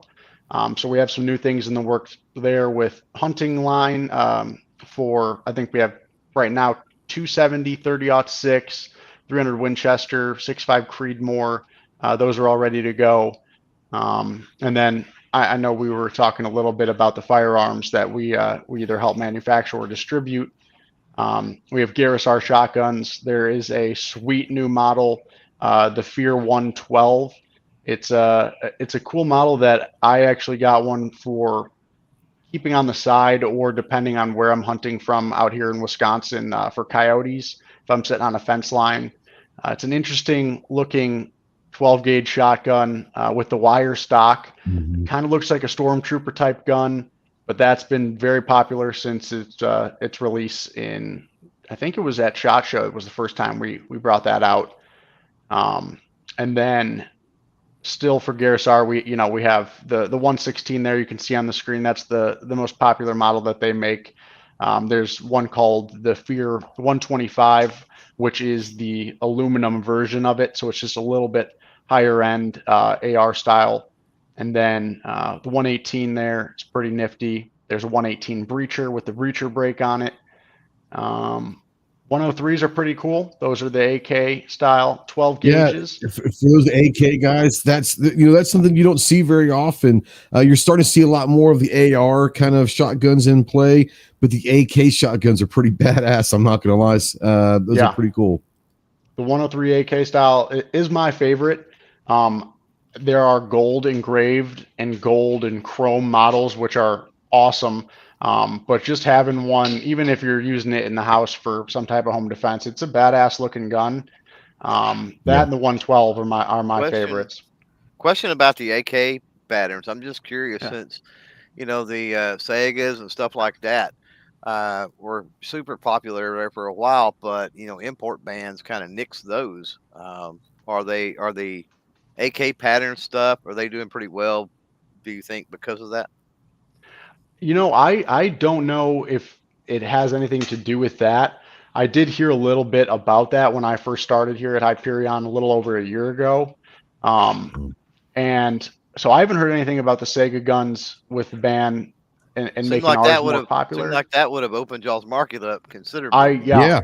And I hope it did. Obviously everyone loves competition, especially when you're dealing with Garrissar. I'm actually putting together some stuff right now that just shows the differences between other similar models that are Turkish or some other country. And Garrissar really has a claim towards being a little bit more quality and reliable and not falling apart on you, which is a good thing, worth the price. On the screen there's the 112s, which are sweet. But yeah, these are probably awesome. Okay, I'm going to pull them up a little bigger for you. Yeah, those are nice. Yeah, we probably had a little bit more business come in after that ban, and then there was an issue within the imports of the multiple tube. It has 3 tubes on it. We call it the TR19. There was some issue with that, but we just got that back in stock, which is awesome. It's semi-automatic, gas-operated shotgun. Has 3 tubes in the cylinders. You can rotate them, so you get 16 shots, and those are pretty cool. Those are popular out in Ohio, a few of the other larger states that do a lot of hunting or pest control, stuff like that. I know you brought it up earlier, but the 112 white, that is 100% a stormtrooper shotgun. That's pretty bad. That's pretty bad. I'm not gonna lie. It's hilarious. So I mentioned that to a dealer that I work with in Georgia, Vault Guns, and they are big fans of the 112. I didn't meet them at SHOT Show, but I met them shortly after. And the first time that I realized that it's a stormtrooper gun was at SHOT Show.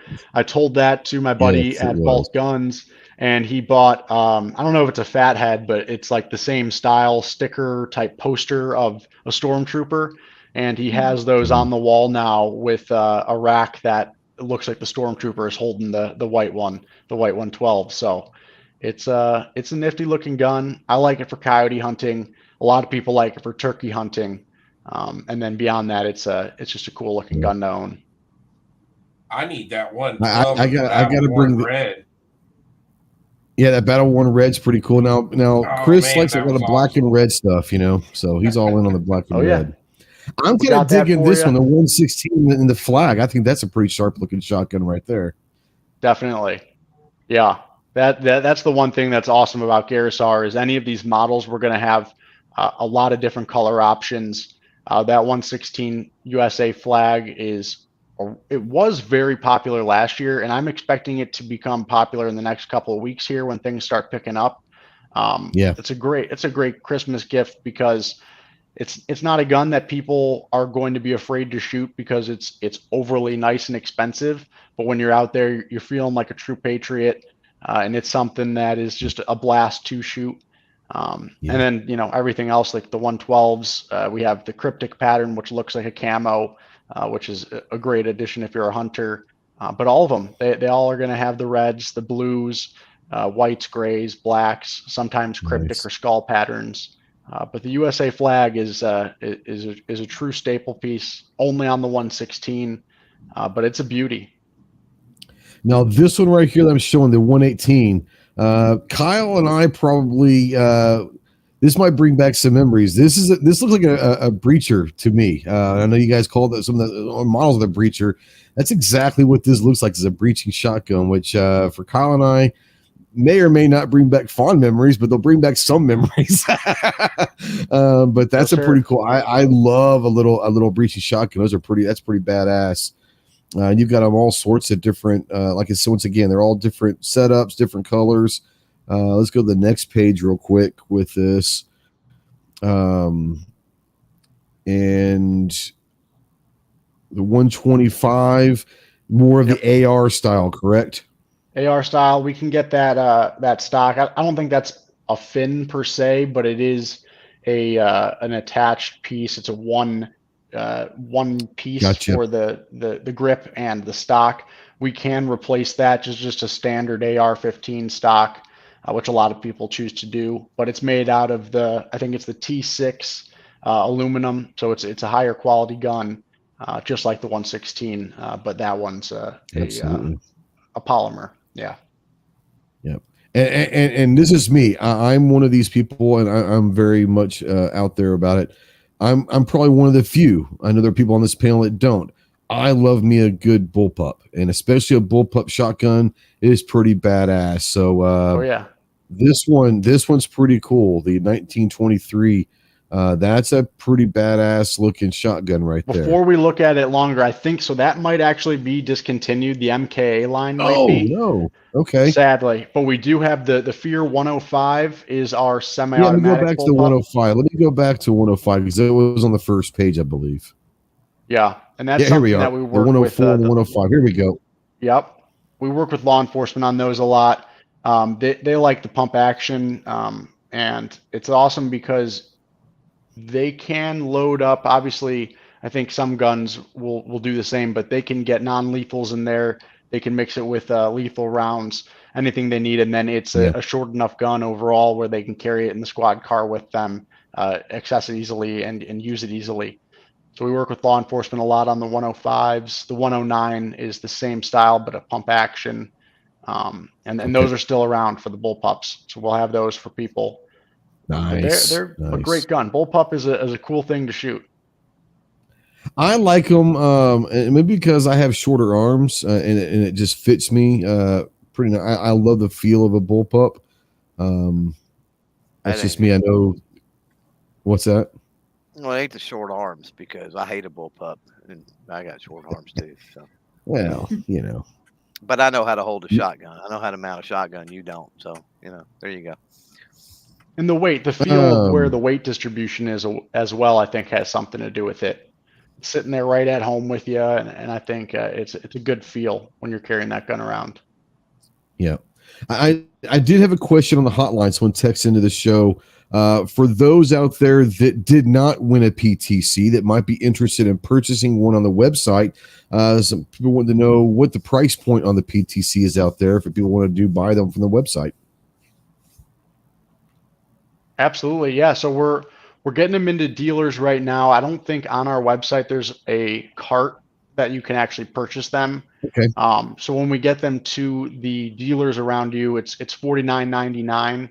And then I started $50. I started an LLC. I actually named it after this painting here behind me, Thunderball. I call it Thunderball Armaments, and we have them on Amazon for $53.99 or $54.99. I have to check what I said. Are those on Amazon now? Yes, sir. On Amazon now. Oh, snap. Oh yeah. They're ready to go off there. And then if you're looking to support your local dealers and have them carry the PTC, we can have them sell them at $49.99. So a little bit better price break for the locals. But on Amazon, I have it set up with the free 2-day shipping and all that good stuff. So $54 and the PTC can get you in 1-2 days, depending on where you're at. Yeah, I ordered one about a half hour ago. So Awesome. Very nice. On Amazon or through us? no, I couldn't get it through you. I don't know if I probably. I don't know if I should say who I ordered it from. Don't worry. Yeah, no, and that's the other People thing hating too. out there. There are some other distributors that are carrying them online right now. I know. I think one of the big ones, Palmetto State, is out there selling them. So there's ways to get them online.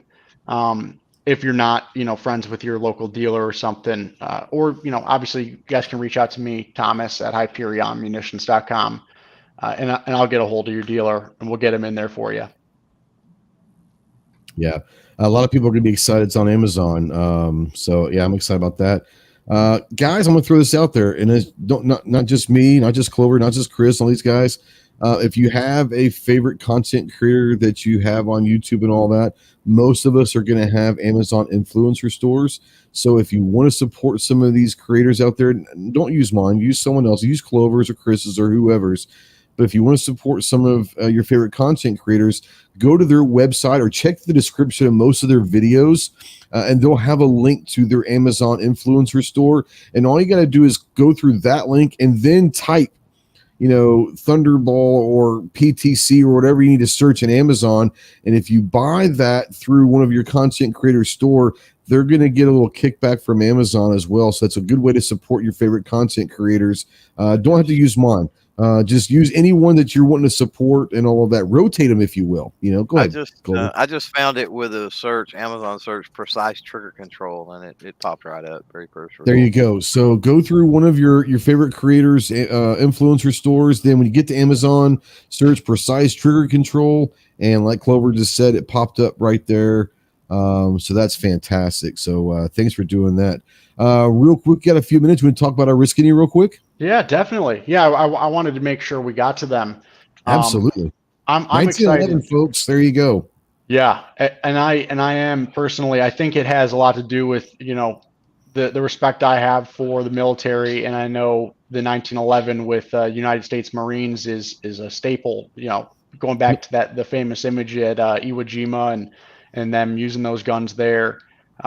It's an American. It's a piece of Americana. Is really what it is. The 1911, and whether you like it for carry or you're someone that's opposed to it for carry, that's a different issue that I'm sure you guys have talked about in the past. But it really is. It's a nice gun, and then Oriskany I'm excited about because they're an interesting story. So they purchased the old Remington ammo factory in Oriskany, New York, which is a city in New York. And they named their company after the city.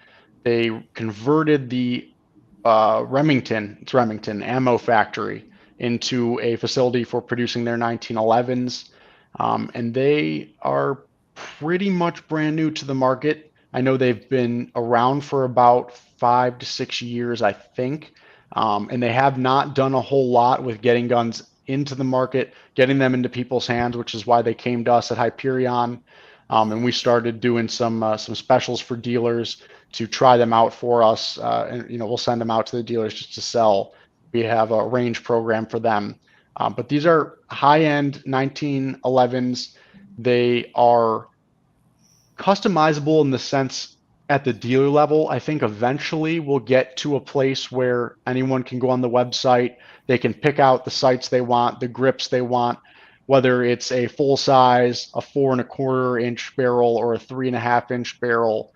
And then we have all the different finishes. So that really is a nice change up in the world of 1911s. Obviously, people are going to have their Kimbers. They're going to have a lot of these other high-end guns.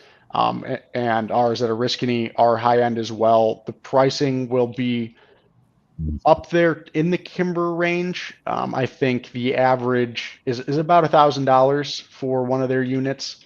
But they are very reliable guns. They feel great in the hands, and they're working on some very cool stuff for their Generation 2. So what we're looking at is the Generation 1, and we're going to switch it up. We're going to get some better grips on there. Things are retailored, and we're going to have stainless steel polished models.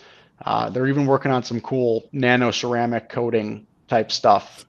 That's a great addition to any that's gun. what I was talking with Casey, because I had never heard of Oriskany until SHOT this year, and I was spending a lot of time with Casey and the guys over there, and he introduced me to Oriskany, and he was talking about some of this cool Cerakote projects that are be coming down the line, and at the time that was in January, and it wasn't ready to really talk about, but he was talking about, hey, just give it some time. There's gonna be some really cool things that are coming. So I'm excited to see what's coming down the road, especially from a company that I wasn't really aware of prior to January.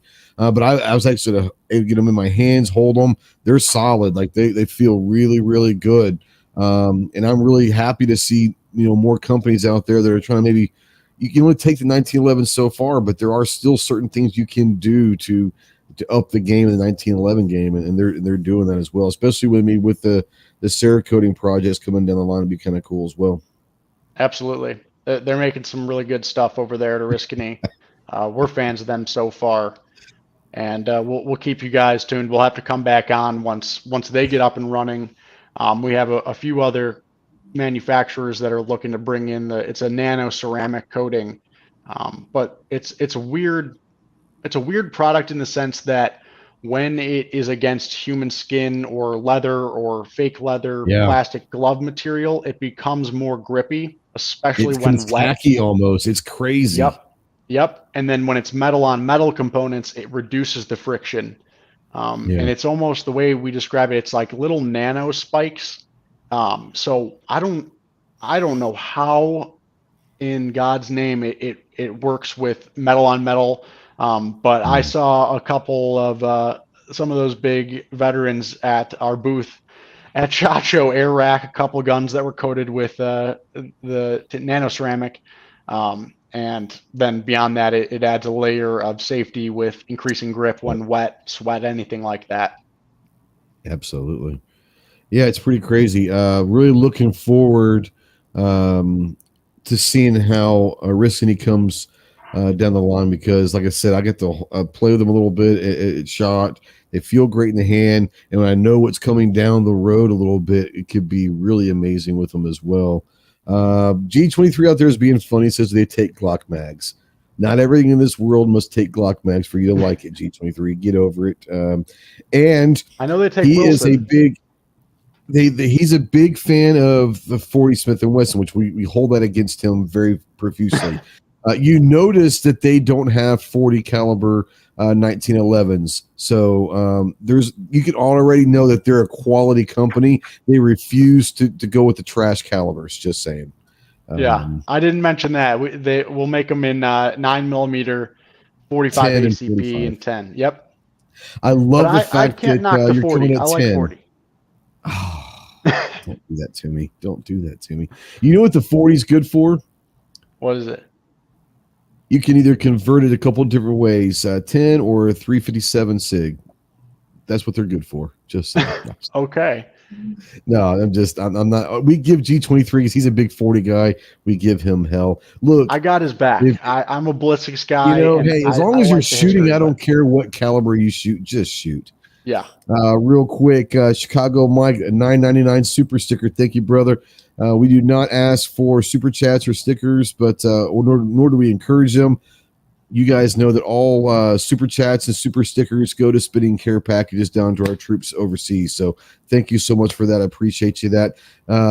Each care package runs about, they say on average about $15. So you just basically paid for a care package sitting down range. So thank you for that, Mike. And I hope you enjoy the PTC. Mike is one of the winners tonight for the PTC. Very, very happy. Thank you, Malia. Thank you, Thomas, so much. It's been great working with you guys. Look forward to working with you more. We got some cool stuff we've talked about privately about coming down the line that could be interesting for a lot of different reasons. Looking forward to that. Y'all have open invites. Come on back anytime you want, and all that. I appreciate that. Real quick, yeah, we're going to start sweeping the floor and all that. Malia, Thomas, I'm going to give you guys time. Tell people where they can find Hyperion Munitions, social medias. How can they get in touch with you guys if need be? Yeah, so you can connect with us, follow us. We're on Facebook and Instagram, YouTube. So come and check us out. Just look for us. I'll maybe we could drop it in the chat. Yep. Our Will do. comments. Yep, I can do that. Malia, do you remember what's our Instagram handle? I think it's is it Hyperion Ammo? Yes. It's Hyperion Ammo. Yes, it is. Yeah. If you search Hyperion Munitions, it'll pop. Yeah, it will. And you can get, I want to put the website out there, HyperionMunitions.com, and you can get, from personal experience, I know you can get to all their social media from there. But yes, Instagram, and I want to even say that YouTube is Hyperion Ammo as well. Mm-hmm. It is. We're going but through. If you search Hyperion Munitions, you'll find it. Yeah. Yeah. We got to do a revamp of the YouTube effort. I know that's been a lot of what we've been working on once we got these products finalized and ready to go to market. So we'll get that up and running, and we'll make sure to jump in, join you guys more often, and build up towards the future. Absolutely. Anytime you guys have something you want to announce or a new product drop or whatever, man, just let me know. You're always welcome to come on, guys. Anytime. Awesome. Thank you. And thank you for having us again. Come on, even if you just want to come on and just hang out and bullshit with us. And, that's what Kyle does. Kyle comes on all the time. He's a good buddy of mine, but we're always here going to give him a time to plug Anderson and all that. Come out and hang out, just talk normal stuff with us, and then we'll give you time to plug Hyperion as well. But yeah, one of those things, if you just want to come on and hang out, man, we like to have a good time. Our thing is we can't promise make anyone smarter. We just try to not to make them any dumber, Can't promise that. It's been a good time so far. I like this, the podcast life. I got my dogs barking at me and scratching at me, but that's part of it. It's part of it, and especially the live podcast. Whatever happens is what it is, Absolutely, it's a blast. I see why Kyle sticks around.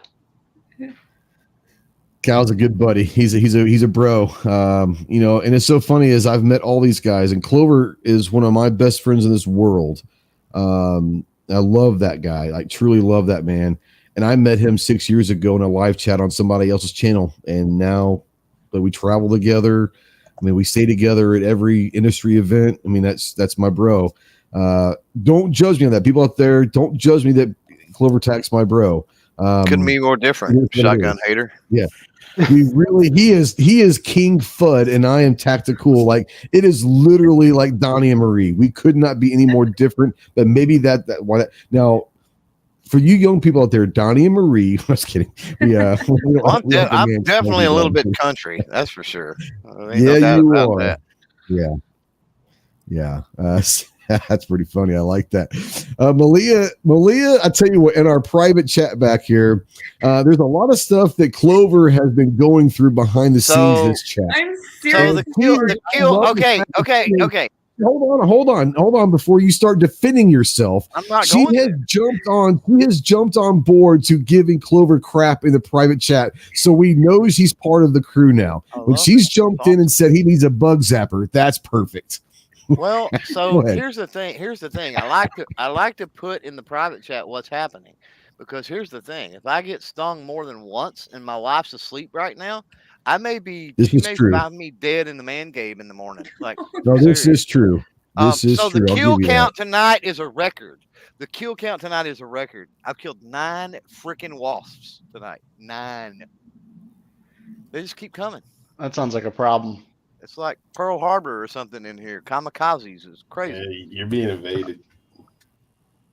Man, we talk about the Red Dawn scenario. We didn't think the Red Dawn scenario was wasps. Maybe there's something we're thinking about here. Well, it's really, really hot. It's triple digits. Been for a couple of days, and they tend to get pretty crazy and riled up when it's hot. So I'm not surprised. Yeah.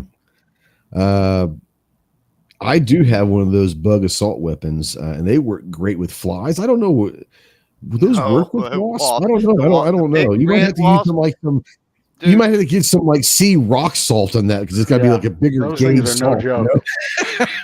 No big joke. The big red wasps around here, man, they just shake it off. Oof. Oh, Now, are they wasps or are they like those mud dauber things? Because No, those things are brutal. And they're so big, they're they give you attitude big. with their eyes and everything. They get Oh, hit yeah. and they give Well, you the they attitude. they know what they're doing. They know Yeah, exactly these are what they're doing. serious. They're huge. Yeah, nothing's small in Texas Well, except for me. He's tiny, so it's Well, I probably a just said. normal size wasp, so it just looks huge to him. Come on, man. No, man. I'm a small guy too, but I tell you all what, like we have fun. Clover and I are one of the very few people that can rappel out of our own vehicles. So we have fun every day. It's great. It's a great thing. I'm on the team with you guys. You know, I'm it's one of fighting those those things. wasps hand to hand. Hey, you know, I have wasps a are not blast. good. I have a blast in the kids' bicycle section at Walmart. It's awesome. We also like getting him a booster seat every time we go out to eat somewhere. It's pretty fun.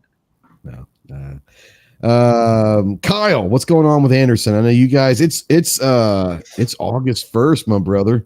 What you guys got going on in Anderson right now?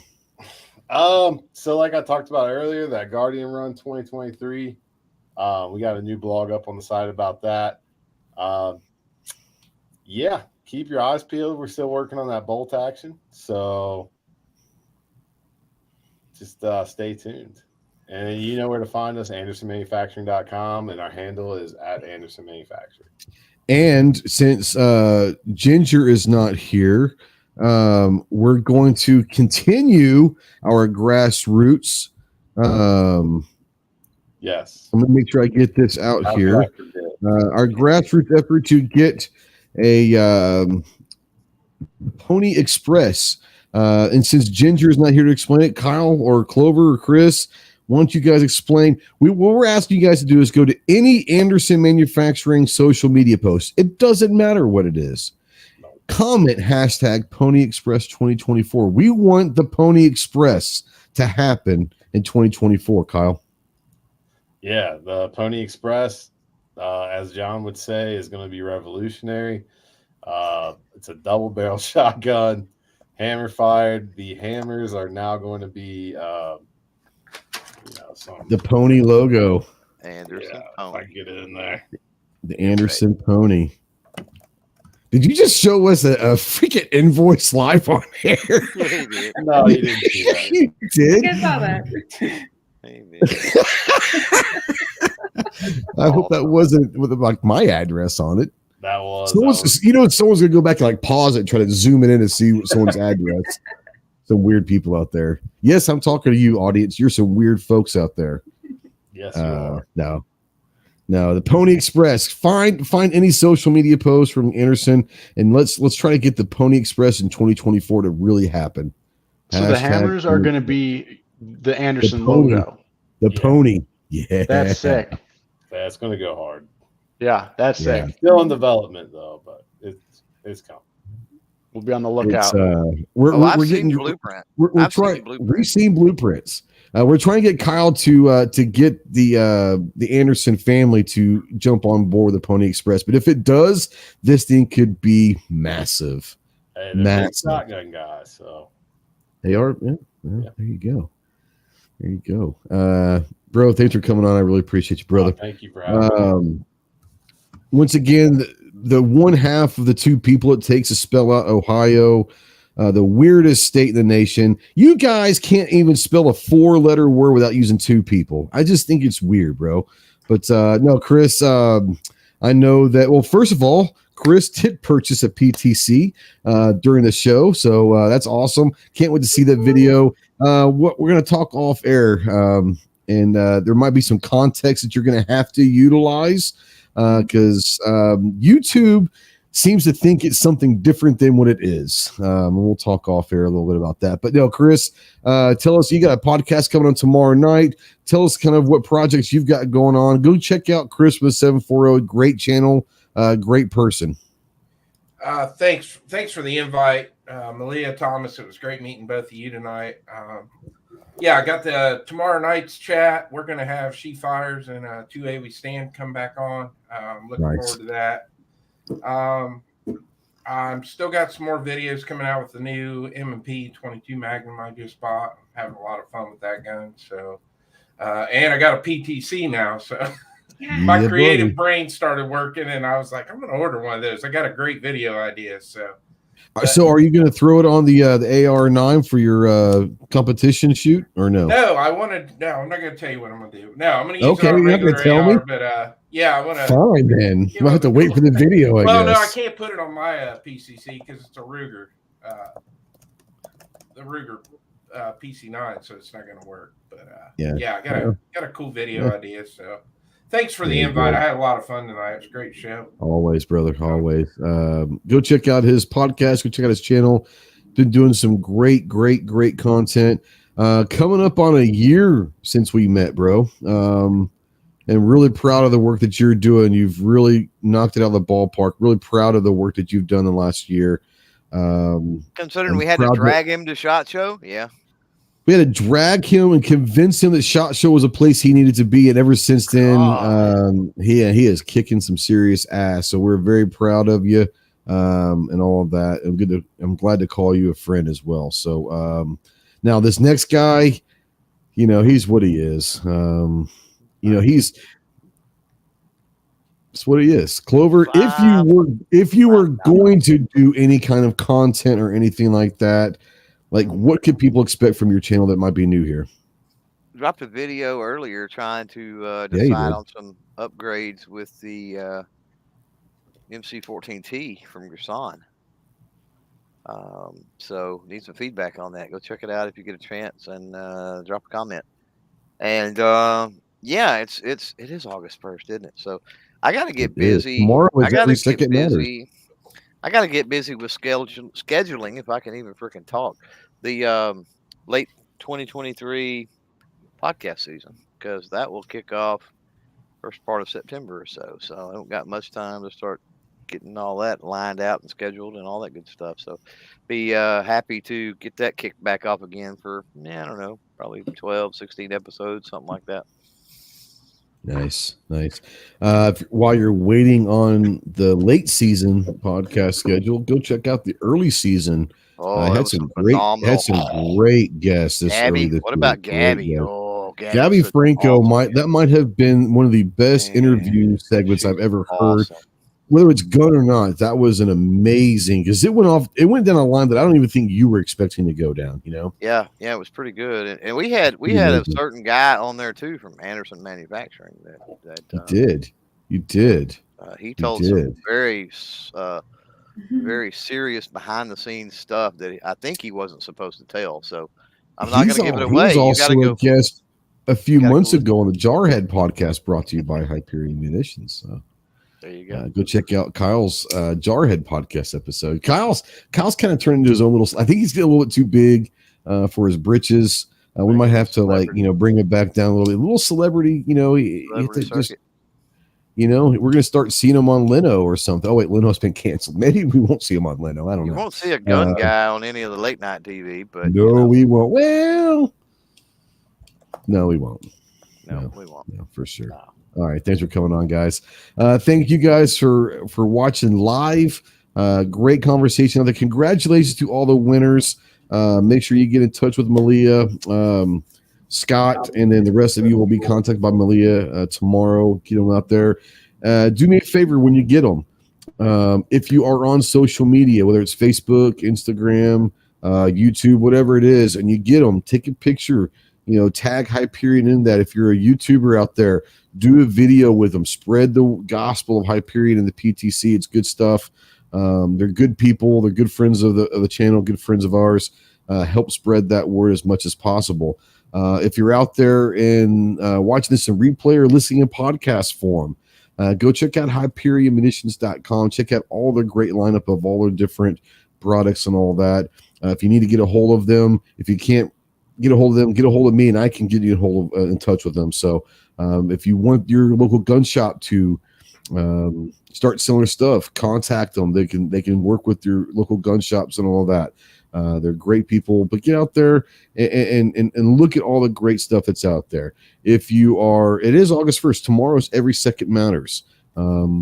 So let us know what you're going to be doing for Every Second Matters, and can't wait to see some of the posts out on Instagram and all of that. If you're trying to do something this month, we understand that it's the dog days of summer. School's getting ready to kick back in and all that, which is great. But enjoy your family.